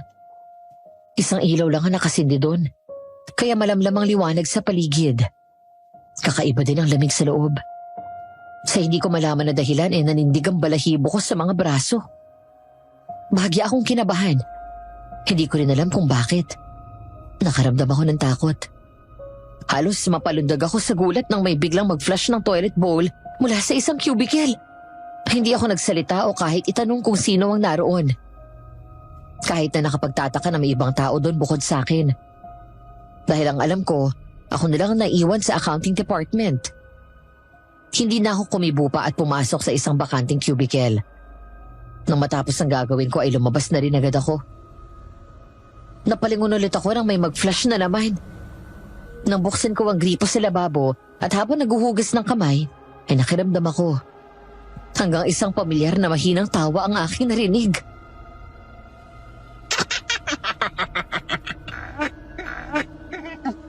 Sino yan? Ang dali mo namang makalimot. Paano ka nakapasok dito? Maraming paraan. Hanggang dito ba naman sinusundan mo ko? Dahil hindi na ako makapaghintay na matikman ang sanggol sa loob ng tiyan mo. Tigilan mo na ako! Hindi mo makukuha yung anak ko! Talaga? Pwes, tingnan natin kung hanggang saan ka dadalhin ng tapang ityabang mo. Tulong! CJ! Guard! Sinugod ako ng aswang. Nang tumalon siya papunta sa akin, agad akong umiwas. Napunta ako sa sulok kung saan naroon ang mga gamit na panglinis. Una kong nadampot yung tabo at yun ang hinampas ko sa ulo niya, sabay sipa ng malakas. Nang hindi ito natinag ay sunod kong kinuha ang floor mop. Nang muli akong sinugod ng aswang, agad ko siyang tinulak gamit yon hanggang sa mapasandal siya sa pader. Pero agad nahawi ng aswang yon, kaya nabitawan ako. Bago pa ako makakilo, sinagawa na nitong makalapit sa akin. Sinakal ako sa leeg gamit lang ng isang kamay. At ang isang kamay nito ay nasa puson ko. Nagwala ako nang maramdaman ko matulis niyang kuko, kaya nasipa ako ulit siya. Nabitawan ako nito, pero agad naman ako nahablot sa damit at malakas akong binangga sa pader. Bitawan mo ako! Tumayo ka sa anak ka!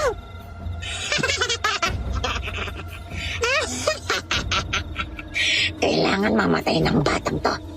Tignan natin kung magiging masaya pa yung asawa mo. Lalo na kapag kasama ka sa pinatay ko. Si CJ? Anong ibig mo sabihin? Anong kasalanan niya sa'yo? Hindi siya, kung hindi ang pamilya niya. At silang magkapatid ang kailangang magbayad. Kaya pati kami ng anak ko dinadamay mo? Natural, dahil asawa ka, kaya kasama ka nilang babagsak. Bigla akong nabitawan nito at mabilis na umatras. Nang makita ko ang kamay ng aswang, parang nalapnos yun. Napahawak ako sa leeg ko at doon ko lang naalala ang kwintas na may medalyon na pendant. Palagi kong suot mula ng binigi ni Kuya Jun. Nakita ko ang takot sa mukha ng aswang at galit dahil sa sugat nito. Hanggang sa biglang may kumatok sa pinto ng banyo. Miranda, nandiyan ka ba? CJ! Tulungan mo ako! Nandito yung aswang! Hoy!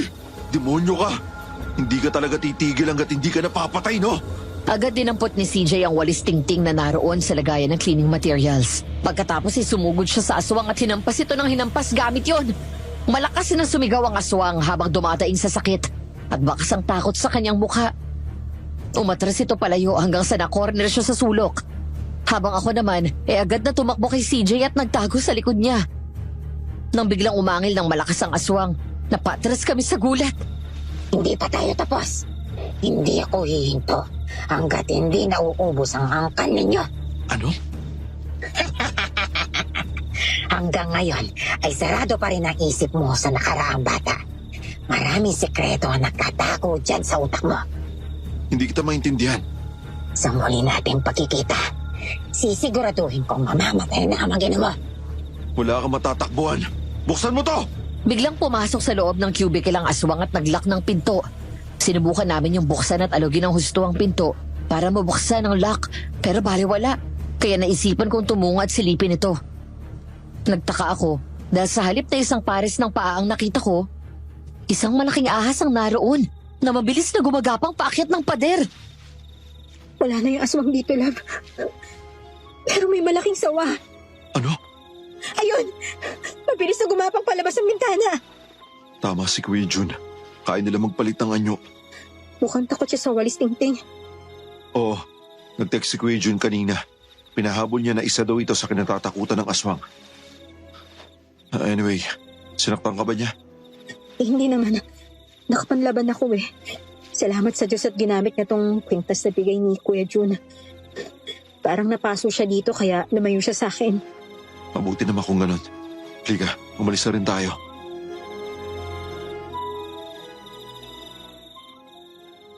Lumipas ang mga araw na hindi nagparamdam ang aswang. Kahit paano ay nakakapagpahinga ako ng maayos sa gabi. Nawala rin ang kaba at takot ko.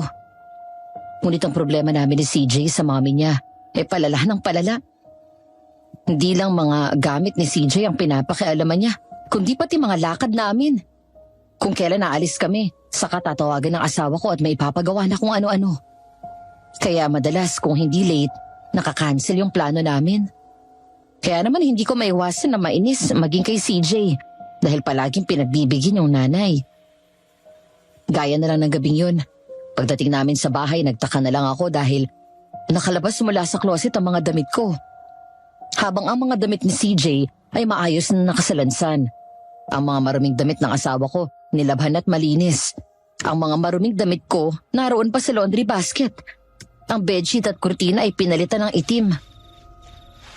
Anong nangyari? Bakit nakalabas lahat ng gamit ko? Ewan ko. Saka, sino nagpalit ng kurtina at bedsheet? Kakapalit ko palang kahapon ah. Yung mga nakasabit na bawang sa bintana at asin nawala rin. Pati insenso na nilagay ni Kuya Jun nawala. CJ anak, narito ka na pala. Hi, ma'am. Kayo ba'y nagpalit ng kurtina at kobre kama namin? Pati ang gumalaw ng closet. Oo. Hindi ko gusto ang kulay at ayaw din ni CJ ng ganong kulay. Kaya pinalitan ko. Inayos ko rin ang gamit ng anak ko. Dahil may mga binili akong bagong damit niya. At kailangan ng space sa closet. Kaya hinayaan niyo lang na nakakalat ang gamit ko dito. Saka sinong matinong tao ang maglalagay ng itim na kortina? Love, calm down. Anong calm down? Sa tingin mo kakalma ako sa naabutan ko? Galing tayo sa trabaho. Pagod at masama ang pakiramdam ko tapos ganito yung dadatnan ko. Gamit lang ng anak ko ang may pakialam ako. Anong kinagagalit mo? Di naman pala eh. Bakit pati mga gamit ko nilabas nyo? Kung gusto mo, bitbitin mo ang mga gamit mo sa labas. Sumama ka na rin at huwag ka nang babalik dito. Ma, ano ba? Kung lalayas ako dito, sisiguraduhin kong kasama ko yung asawa ko. At pwede ba? Huwag mong pakialaman yung gamit namin. All I want is the best for my son. Anong best for your son ang pinagsasabi niyo dyan? Anong palagay niyo sa anak niyo? Nakadiaper pa at paiinumin ng tiki-tiki? Nakagawa na nga ng bata yung anak niyo eh. Tapos bebabyhin mo pa rin. Wala kang pakialam kahit anong gusto kong gawin sa anak ko. Meron, dahil asawa ako. Anong akala mo? Tanggap ka na rito? Ay hindi. Sa araw-araw na ginawa ng Diyos, pamukhang-pamukha niyo sa akin na hindi niyo ako tanggap. Lumayas ka rito. CJ, palayasin mo ang babaeng yan. Ayokong makasama yan dito. At sino may sabi na gusto rin kitang kasama? Hoy CJ, kapag ako tumapak sa labas ng bahay na to ha, hindi mo na kami makikita ng anak mo. Ma, ano ba? Ang sabi ko ay palayasin mo siya. Ako ang sundin mo dahil ako ang nanay mo. I said enough! Mami, tama na, please. Walang aalis dito. At pwede ba, huwag yung pakialaman yung gamit namin. Kung hindi nyo matanggap si Miranda, fine. Pero hindi ko siya hihiwalayan. Nabuntis mo lamang ang babaeng yan. Hindi mo naman mahal yan ah. Nagkakamali ka dahil mahal ko siya. Mahal ko si Miranda. Sa gitna ng tensyon ay gulat akong napalingon kay CJ. Yun ang unang beses na marinig ko yun sa kanya. Tama ang biyanan ko. Nabuntis niya ako. Kaya kahit ako hindi umaasa na magkakaroon kami ng emotional connection. Oo, sweet siya at maalaga. We do things normal couples do. Pero hindi ko kailanman inisip na mamahalin niya ako. Umagos ang luha ko kaya agad akong tumalikod. Ano? Oo, mahal ko siya. Kaya kapag lumayas dito ang asawa ko, kasama niya akong aalis. Walang iya ka talagang babae ka. Kasalanan mo lahat ito. Dahil nilagni mo ang anak ko. Oh! Ah! Aray! CJ! Ma, bitiwan mo si Miranda! Clark! Si Mami! Nagulat ako nang bigla na lang hablutin ito ang buhok ko. Hindi pa nakontento at sinampal ako ng malakas pagharap ko. Nagpigil akong lumaban. Sumasagot ako pero ayoko pagbuhatan siya ng kamay dahil kahit gaano kasama ang ugali niya, siya pa rin ang nanay ng asawa ko. Samantala biglang dumating si Clark at hinila palayo ang biyanan ko. Nung ayaw pa rin akong bitawan, doon na naitulak ni CJ ang kanyang ina. Kaya nawalan siya ng balanse at napaupo sa sahig. Nagulat siya, gayon din ako. Sa unang pagkakataon, nakita ko ang ganong klase ng galit sa mukha ni CJ. Sabi ko, bitiwan mo siya! CJ! How dare you! Ang dahilan mo sa babaeng yan, tinulak mo ko. Kuha mo na ako saktan. Clark, ilabas mo na yan! Mahal ka na. Bitawan mo ko. Talagang mas pinipili mo. I said leave! Kaya ko magpasensya kahit nagmumukha akong tanga kakasunod sa gusto mo kahit ayoko. Mula sa mga gamit, pagkain, saan ako pupunta. Ikaw lahat yung kailangan masunod. No one's good enough for you. And I'm sick and tired of you meddling in my life. Sawang-sawa na akong bansagan na mamas boy. As much as I want to be proud of it. Pero hindi sa ganitong paraan na para akong manikan de susi. Ngayon pati asawa ko, hindi mo na ako nire-respeto, Ma'am. Hindi mo ba naisip yung pwedeng mangyaring masama sa anak ko sa ginagawa ninyo? You're too selfish! Halika na, lumabas na tayo, Ma. Sobra na yung nanay mo eh. I'm sorry. I'm so sorry for everything. Hindi ko na matatagalan na kasama yan. Baka mamaya bigla na lang niya ako saktan kapag nakatalikod ako. O kaya lagyan ng lason yung pagkain ko. Hayaan mo, bibilisan ko yung paghahanap ng bahay na malilipatan natin. Isang gabi habang nasa kalagitnaan kami ng pagtulog mag-asawa, nakatakilid si CJ at nakaharap sa kabilang direksyon ko at ako naman sa kabila. Wala kaming kaalam-alam na may nakapasok na pala sa kwarto namin. Dahan-dahan naglalakad palapit sa akin. Hanggang sa bigla nitong takpan ng bibig ko. Doon ako nagising at nanlaki ang mata ko nang tumambad sa harap ko ang nakakatakot na mukha ng aswang. Habang ang mga kuko nito ay nakaumang sa tiyan ko. Anong akala mo? Titigil ako? Nagkakamali ka. Dahil hindi ako hihinto hanggat hindi ko nakukuha ang batas sinapupunan mo at hindi kita napapatay. Mamamatay ka ngayong gabi. Miranda! Tulong! Clark! Kuya John! Pinasok tayo na aswang! Magsama kayong lahat sa kamatayan! Habang tinakpan ng aswang ang bibig ko, mula sa ilalim ng unan ay agad kong kinuha ang kwintas at medalyon at tinikit ko yon sa braso niya. Doon nagising si CJ nang sumigaw ang aswang matapos malapnos ang balat nito. Agad niya tong sinipa palayo. Nagmamadali naman ako bumangon at nagtago sa likod ng asawa ko. Sinugod kami ng aswang. Gamit ang mga binigay ni Kuya June ng mga armas at pangontra, kinuha ni CJ ang buntot pagi at bigla yung hinataw dito. Bigla akong sumampas sa kama nang talunin kami nito. Napasandal si CJ sa pader habang nagpapambuno sila ng aswang. Nakaamba ang mga kuko nito na handang sumaksak sa asawa ko pero nagawa ko siyang pigilan at hawak ko sa braso ang aswang. Ikaw ang papatayin ko ngayon. Hindi mo ako kaya. Halika rito nang makita mo kung anong hinahanap mo. Layuan mo ang pamilya ko! Pumatay ka ng demonyo ka! Sa halip na manood lang sa nangyari, agad kong kinuha ang itak sa ilalim ng kama. Pagkatapos ay bigla kong sinaksak ang aswang sa likod. Bigla itong lumiyad at umangil ng malakas. Nang binaon ko pa ng husto ang talim ng itak sa katawan niya. Sawa-sawa na ako sa paulit-ulit mong panggugulo sa buhay namin. Kahit sinong demonyo ka pa, hindi kita katatakutan basta anak ko na nilalagay mo sa peligro. Magbabayad kang babae ka. Lumayo ka sa amin! Isasama kita sa impyerno. CJ! Biglang pumihit ang aswang paharap sa akin. Nahawakan ako nito sa damit. Pero agad siyang nasipa ni CJ palayo. Pagewang-gewang ng lakad palabas ng kwarto. Eksaktong dumating si Clark at Kuya June. Sa gulat ng dalawa ay umatras sa mga ito. Hanggang sa tumakbo ang aswang papunta sa bintana. At mula doon ay tumalon ito pababa. Napatakbo kami at nakitang bumagsak ito sa gilid ng bahay. Pagkatapos ay tumalon sa bakod at mabilis na tumakbo papasok sa gubat. Good job, love. Ang galing mo. Hayop siya. Hindi ako papayag na saktan niya yung baby natin. Dumadalas ang pagkatake ng mga aswa. Maglagay ulit tayo ng insenso. Hayaan mo, kuya.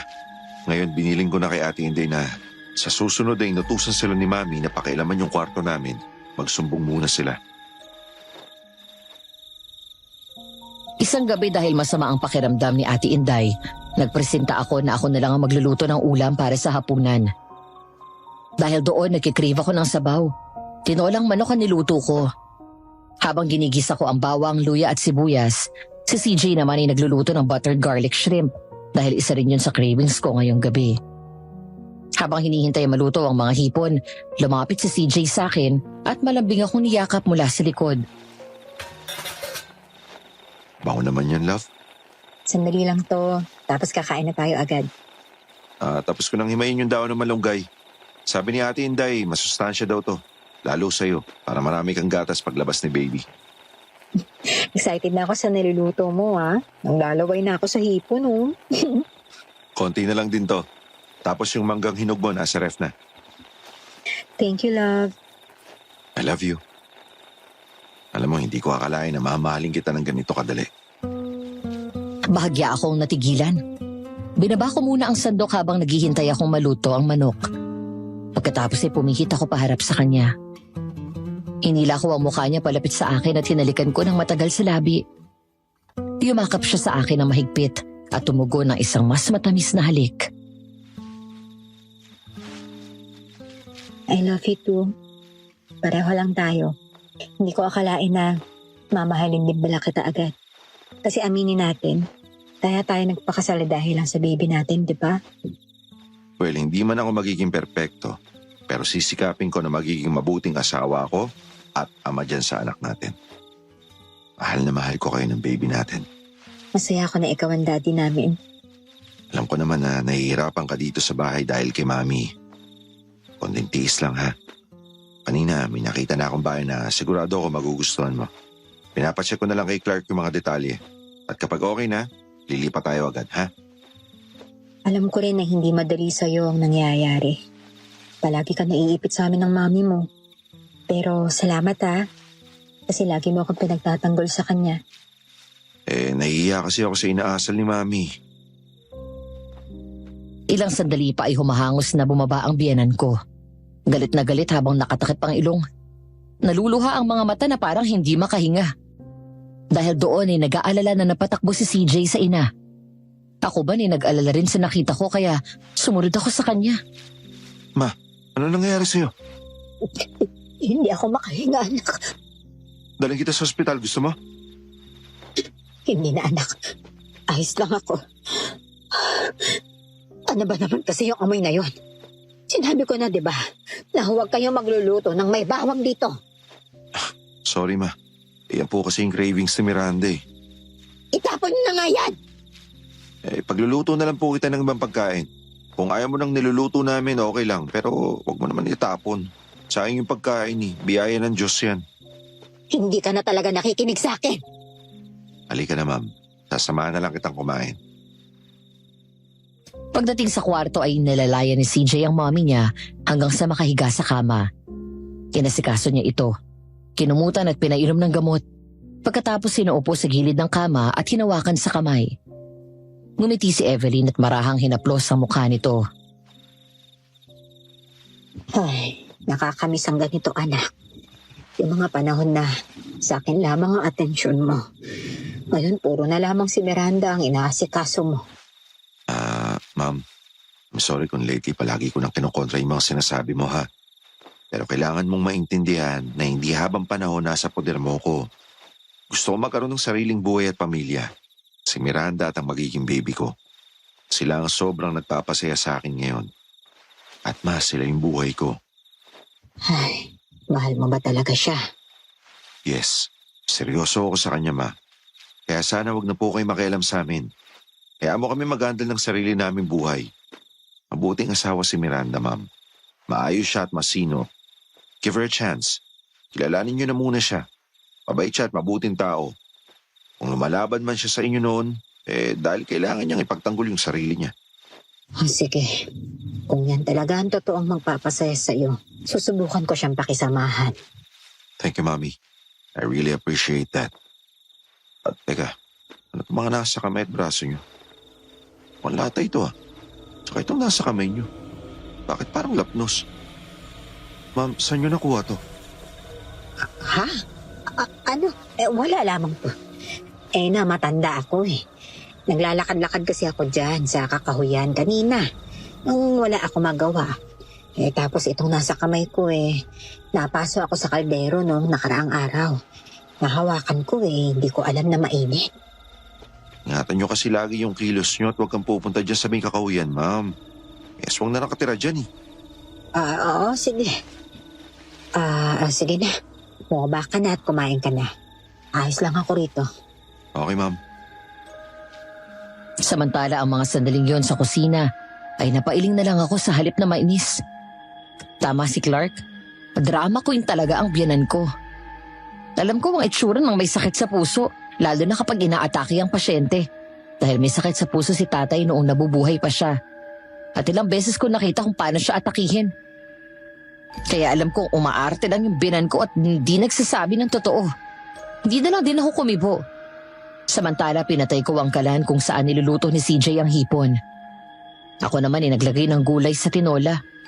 Maya-maya ay dumating si Clark. Ang kuya, Nandun sa taas kasama yung mami mo. parang di mo naman biyena na. Naku, kapag tinawag ko siyang mami, baka bumuga na ng apo yun sa galit. Pero pansin ko lang bakit ikaw? Malayo yung loob mo sa kanya. Dahil ayaw niya sa akin eh. Si kuya lang naman yung tinuturing niyang anak eh. Pero okay na rin yun. Tingnan mo si kuya ngayon. Hirap na makawala kay mami. At least ako, suwabi lang. Walang nakikialam sa akin, di ba? Ewan ko ba. Hindi naman ganyan si mami nung bata pa kami. Anong ibig mo sabihin? Pumunta sila dati sa probinsya at dinalaw si Lolo Fred. Na-aksidente sila pa uwi dito eh. Doon namatay si Dad. Si Kuya na ospital tapos nung magising siya, wala na siyang matandaan na nangyari sa aksidente. Si Mami, nakakapagtaka lang na wala siyang galos kahit ni isa. Samantalang totally damaged yung sasakyan dahil sumalpok sa malaking puno. Pero nang umuwi sila, ewan ko, nagbago na si Mami. She used to be sweet and affectionate to me. Panay ang trato niya sa amin ng magaganda. Pero bigla, kay Kuya na lang umiikot ang mundo niya. Bini-baby niya. Tapos, si Kuya noon, laging takot kay Mami. Kaya yun, sunod lang siya ng sunod sa lahat ng gusto niya. Kaya binansagan ng mga masboy eh. Bakit ngayon nakakatanggi na siya sa gusto ng mami mo? Dahil sa'yo.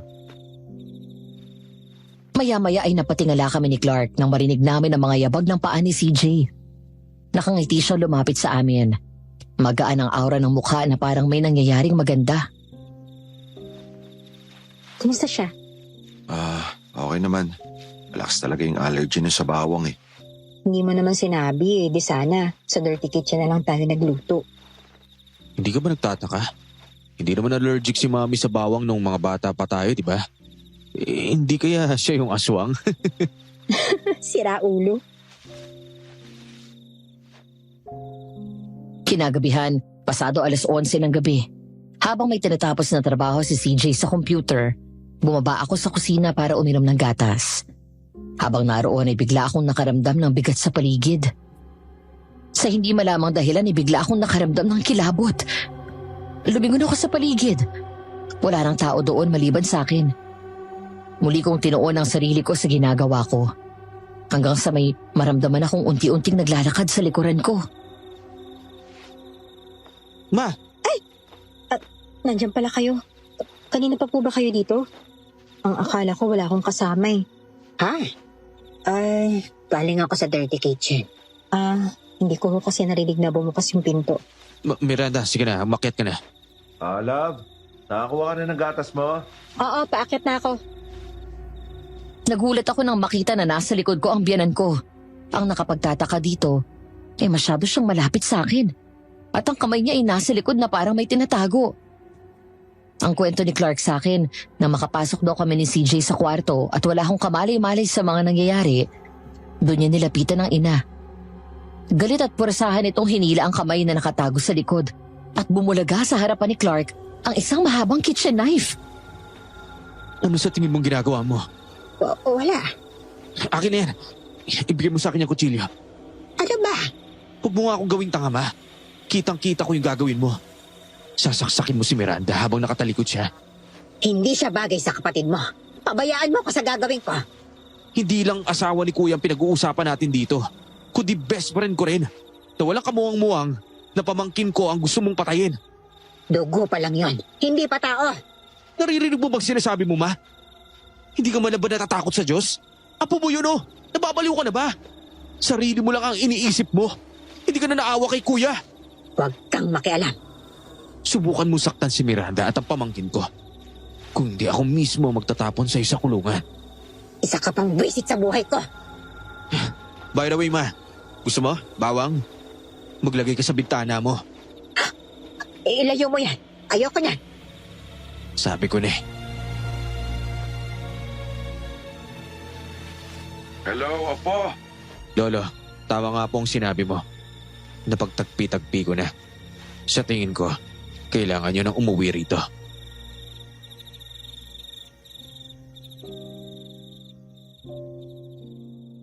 Isang umaga ng Sabado, habang nasa kwarto ako at nagtutupi ng mga damit naming mag-asawa, si CJ naman ay umalis sandali ng mga umagang yun. Bigla akong napalingon sa may bintana nang marinig ang malakas na tunog ng police car sa labas. Tumayo ako at sumilip. Pero mula doon sa kwarto ay hindi ko masyadong kita yun. Kaya naman lumabas ako ng silid at nagpunta sa dulo ng hallway kung saan may bintana. Maya-maya ay dumating si Clark at Kuya June at nakasili pa rin. Ano nangyayari? Bakit ang daming tao? Tsaka bakit may pulis? Oh, may suko pa. May nakita raw na patong-patong na bangkay sa isang lumang kubo doon sa may bandang loob ng kakauyan. Bangkay? Kanina daw nakubo yun. Wala daw nakakaalam pero ang duda ng mga tao. Bahay daw yun ang aswang. Hindi nyo ba alam? Ang daming nawawala doon sa kabilang bayan. Narinig ko nga yun tapos puro lalaki nasa 20 anyos hanggang 30 yung edad nila. Malakas ang kutob ko na aswang nga may kagagawa ng lahat ng ito. Siguro nagpapanggap na magandang babae yung aswang tapos inakit yung biktima. Ganun na nga, habang nag-iisip siya ng paraan kung paano ka makukuha at ang bata sa sinapupunan mo. Kumahanap siya ng biktima para makakain at maipangtawid sa kanyang gutom. Demonyo talaga. Ang dami pa ng iba. Hello, love. Pauwi ka na? Oo. Ano gusto mo pa sa lubong? Gusto ko ng fried chicken saka pizza. Sige. Dadaan na ako agad sa bilihan. Thanks, love. Ingat sa pagmamaneho, ha? Kuya Jun, magpapatulong sana ako sa'yo. May problema dun sa motor ko eh. Sige, halika, tignan ko. Hindi na ako nakiusisa pa sa nangyayari sa labas at bumalik sa kwarto para ipagpatuloy ang ginagawa ko. Makalipas ang 20 minutes, nang matapos ko ang pagtutupi at nailagay sa closet ang damit namin, muli akong lumabas para hintayin ang pagdating ni CJ. Ayon kasi sa text niya, malapit na siya sa bahay. Habang naghihintay ay muli akong bumalik sa bintana at sinilip ang mga nangyayari. Ilang sandali pa ang lumipas nang umalis ako doon. Sa paglalakad ko, naagaw ang pansin ko ng display cabinet. Mula sa isang libro na naroon ay may nakalabas na lumang larawan. Napakunot-noo ako nang makilala ang biyanan ko. Binuksan ko ang cabinet at hinila yun. Halos magbuhol ang mga kilay ko sa gulat nang makita ang kabuuan ng picture. Dahil naroon ang dalawang Evelyn, isang lagpas sa balikat ang haba ng buhok at ang isa naman ay halos hanggang bewang ang haba. Buhaghag na parang bruha, pero ang isang Evelyn ay nakakatakot ang mukha. Dilat ang mga mata at makapal ang kilay. Kumpak ang pisngi. Ang suot ay mahabang itim at lumang bestida saka nakayapak, habang ang isa ay malaanghel ang kagandahan at maayos manamit. Magaan ang bakas ng mukha at magandang nakangiti. Tinignan ko ang likod na maaninag ko na may nakasulat doon. Sino to? Evelyn. Eleanor? May nakita lang po akong picture. May kakambal po pala kayo? Hindi yata nabanggit sa akin ni CJ sa ni Clark. Patingin nga. Eto po. Halika sa baba. Samahan mo ako magmerienda. Sige po. Pagdating namin sa hagdan ay pinauna ako ng biyanan ko na maglakad.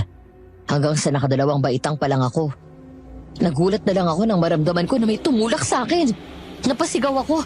Nawalan ako ng balanse at tuluyang nahulog. Hindi ko alam na naroon na pala sa garahe si CJ at nakita ang mga pangyayari. Nang bumagsak ako sa sahig ay wala na akong malay. Miranda! Anong nangyari? Miranda! Anong ginawa mo, ma? Wala akong alam, anak. Nagulat na lang din ako. Sinungaling ka. Kitang-kita kita. Tinulak mo ang asawa ko. Anong klaseng tao ka? Kung tatandaan mo, kapag may nangyaring masama sa mag-ina ko, lalo na sa anak ko, kakalimutan kong nanay kita. Miranda! Love! Wake up! Ayun, tama-tama may ambulansya. Sir! Tulong! Tulungan niyo kami! Nang maalimpungatan ako, naroon na ako sa loob ng isang kwarto sa ospital. Nakatalikod mula sa akin si CJ, habang kaharap si Clark at may hawak itong phone. Mula doon ay narinig ko ang sinasabi ng asawa ko kay Ate Inday na siyang kausap nito. Magkahalong lungkot at galit ang naririnig ko sa boses niya.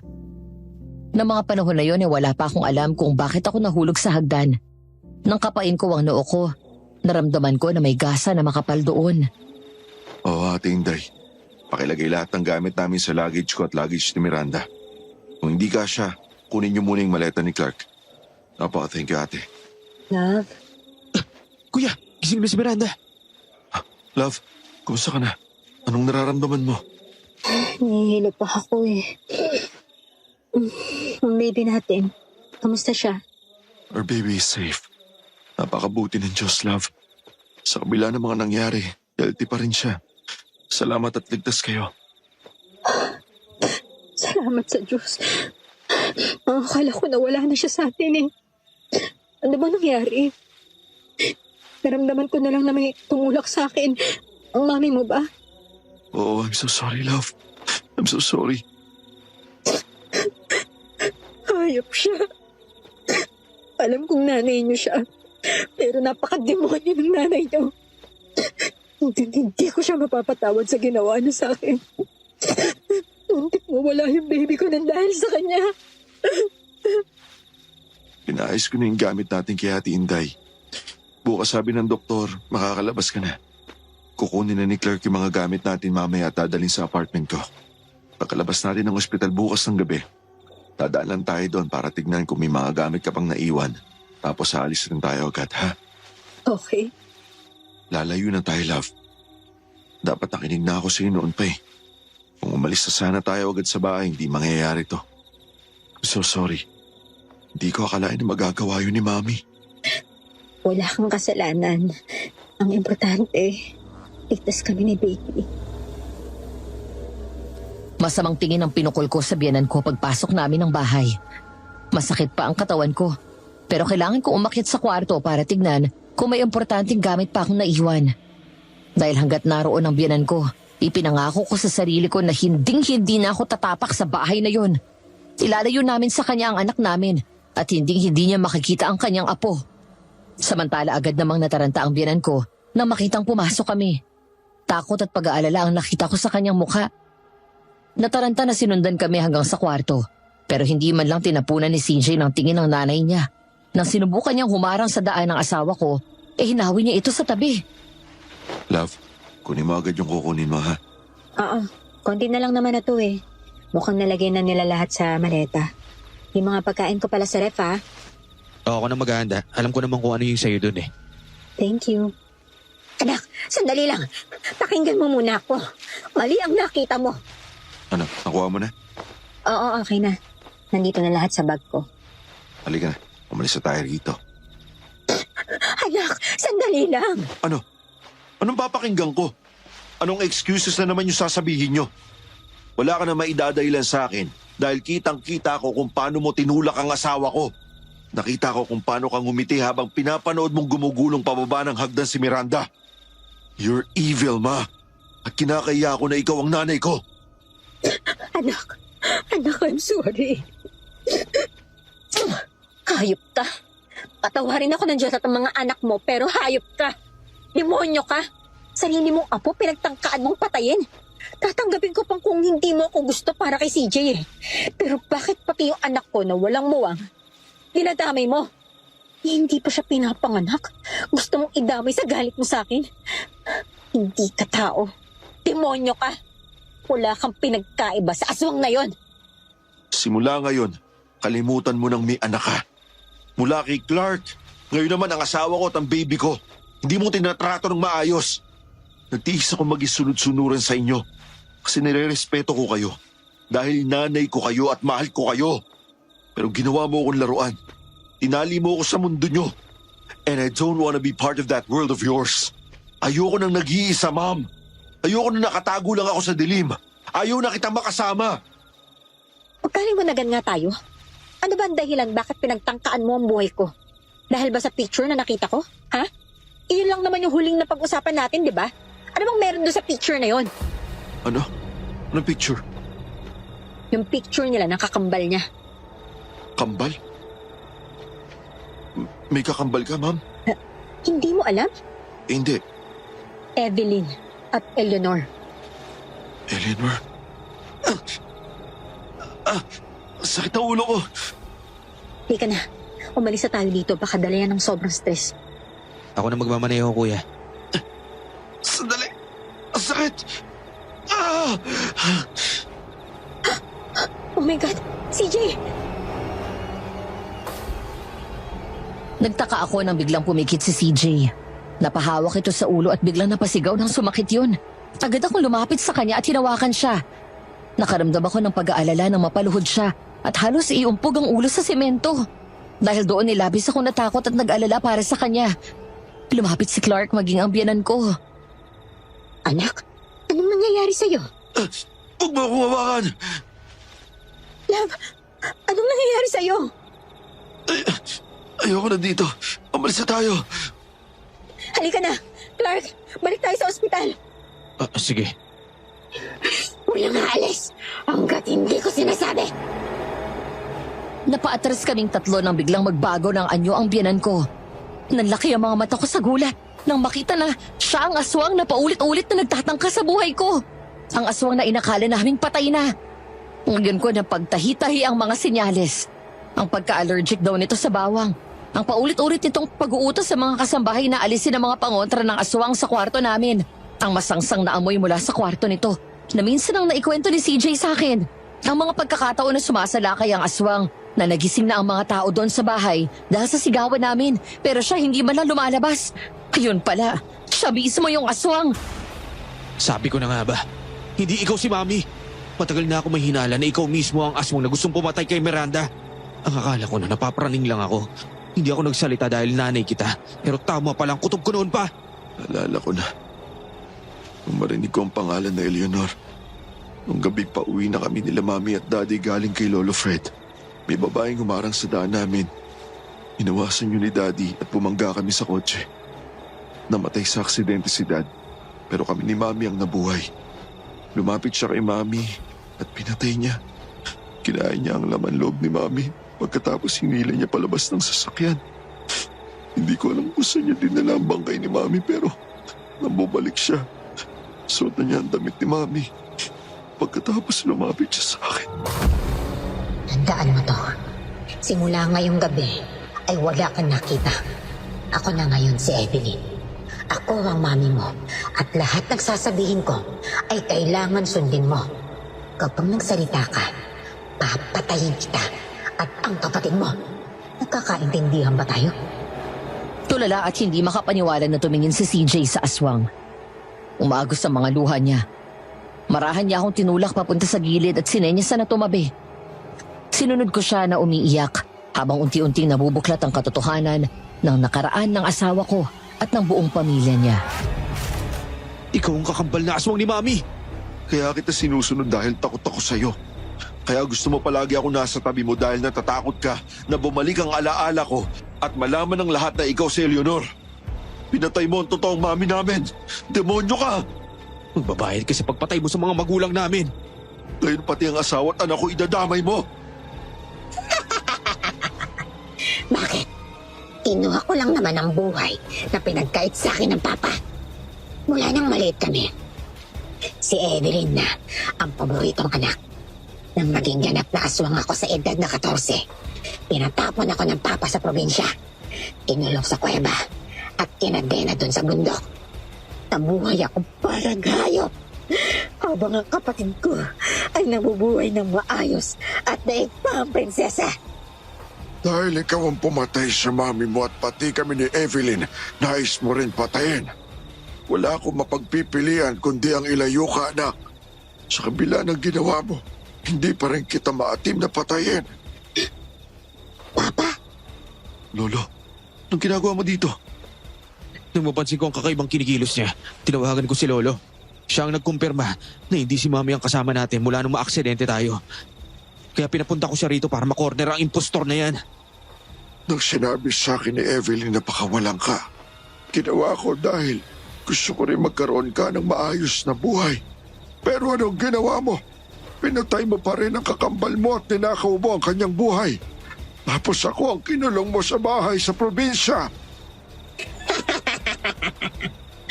amanas na lang tayo, Papa. Ibinalik ko lang sa'yo ang ginawa mo sa akin. Ang tratuhin na parang hayop. Ngayon alam na ninyo ang katotohanan.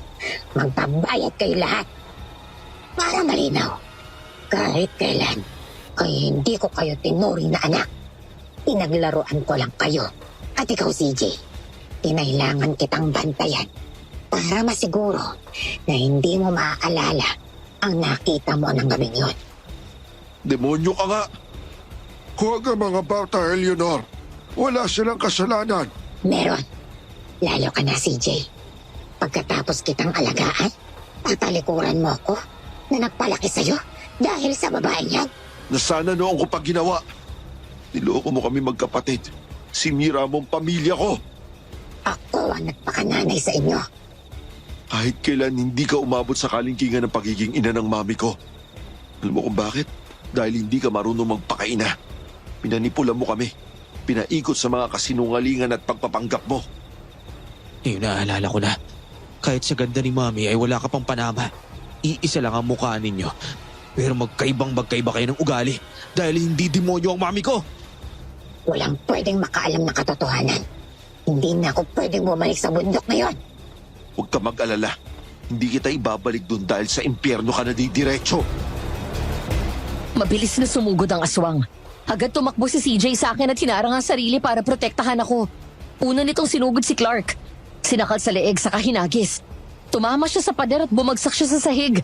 Sunod naman itong sumugod sa amin. Kinuha ko ang isang malaking base at iniabot sa asawa ko. Nang makalapit ang aswang at malakas nitong pinukpok yun sa mukha. Kuya! Nagkamali ka ng siningil dahil wala kaming utang sa'yo. Ikaw ang may atraso sa amin. Kaya pagbabayaran mo ng mahal ang pagpatay mo sa mga magulang ko at ang pagtatangka mong pagpatay sa asawa at anak ko. Kulang pa yan sa hirap, sa dinanas ko. Hayop ka! Clark, ang buntot pagi! Nang makita ko ang buntot pagi na bigay ni Kuya June na naisilid ni CJ kanina sa bag, agad kong kinuha yun at binigay ko kay Clark. Mula sa likod ay sinakal niya ang aswang at nilayo sa amin. Nagwala ang aswang pero hindi binitawan ang dalawa.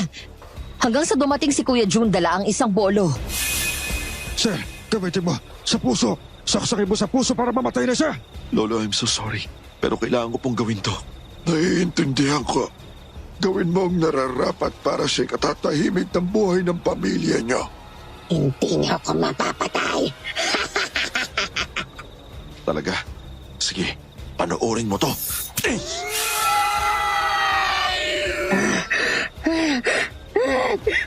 Walang iya kayo. Walang utang na loob. Para sa pagtatangka mo sa buhay ng asawa at anak ko. Para sa panluloko mo sa amin sa mahabang panahon. Para kay Mami at Daddy. Sinaksak ni CJ ang aswang sa dibdib at sinadyang tamaan ang puso nito. Sunod ay si Clark mula sa likod. Nang bumagsak ang aswang at tuluyang namatay, inagaw ni Clark ang bolo sa kabiglang pinugutan nito ng ulo. Tinakpan ko ang mukha ko at niyakap ako ni CJ para hindi ko makita ang nakakarimarim na itsura ng aswang. Sira ulo ka. Bakit mo pinugutan? Ibabalikan daw tayo eh. Para siguradong hindi na mabubuhay yan. At kapag tinanong ako kung ano ang isa sa achievement ko sa buhay, sasabihin ko na pinugutan ko ng ulo ang aswang. Sira ulo ka talaga. Kinaumagahan nagtipon kami sa garden kasama si Lola Fred. Doon niya kinuwento ang lahat at kung paano nagkaroon si Eleanor. Sa unang pagkakataon ay nakaramdam ng awa sa kanya. Dahil biktima lang din siya ng pagkakamali ng kanyang sariling ama. Ang kasalanan na pinagbayaran ng anak. Tawarin niyo ako mga apo. Kasalanan ko lahat. Haaminin ko na naging maloko ako nung araw. Mag-asawa na kami ng lola niyo pero ako'y nakiapit. Nang madestino ako sa probinsya, nakilala ko ang isang magandang babae, si Ophelia. Nagkaroon kami ng relasyon, pero nang niyaya niya ako magpakasal, doon ko sinabi na may asawa na ako. Nasaktan siya at galit na galit sa akin. Ang hindi ko lang alam ay isa pala siyang mangkukulam. Nang malaman niya na buntis ang lola niyo, sinumpa niya ako at ang anak ko na sa pagdating ng edad 14 ay magiging aswang siya. Kay Eleanor lang tumalabas sumpa at ang mami niyo ang nabuhay ng normal. Kalimutan niyo na po yun, Lolo.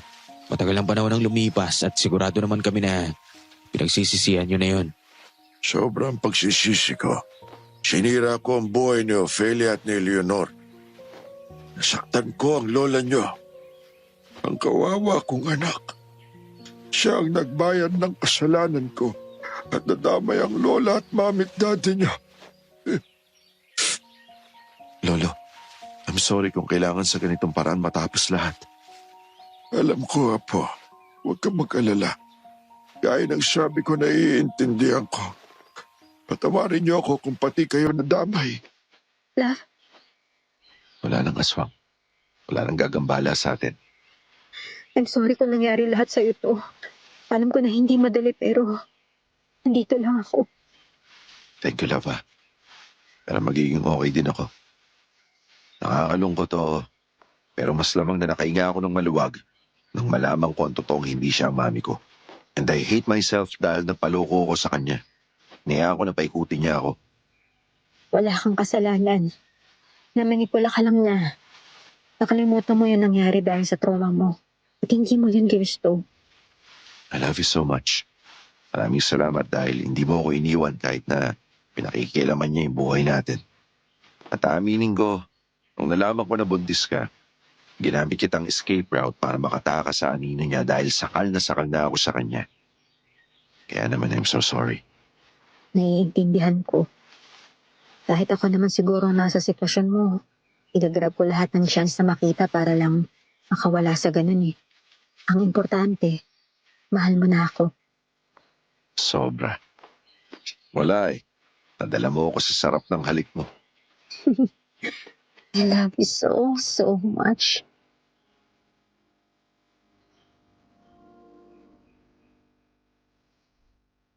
Nang gabing yon, matapos mapatay ang aswang, kinuha ni Kuya June ang bangkay nito at sinunog. Tinuloy pa rin namin ang pag-alis sa bahay at pinarenovate yon ng magkapatid. Bago kami bumalik ay pinabless namin yon. Nang sa ganun ay mawala ang negative energy na naninirahan doon dahil sa aswang. Kinuha na rin nila CJ si Lola Fred at kasama namin siyang tumira sa bahay. Madam Venus, para sa akin, walang kaso ang pagiging mama's boy. Dahil sa iyo ang pagpapatunay ng pagmamahal at respeto ng isang lalaki sa kanyang ina. Ngunit sa paglaki ng mga anak natin, magkakaroon na sila ng sariling pag-iisip at buhay. Darating tayo sa punto na kailangan natin silang bigyan ng kalayaan na tahakin ang sarili nilang landas at piliin ang taong nais nilang makasama sa buhay. Ngunit gayon pa man, kahit kailan ay hindi mawawala ang pagiging magulang natin hanggang sa huling hininga ng ating buhay. Hanggang dito na lamang at naway may napulot kayong aral sa aking kwento. Maraming salamat at more power sa Aswang Diaries. Nagmamahal, Miranda.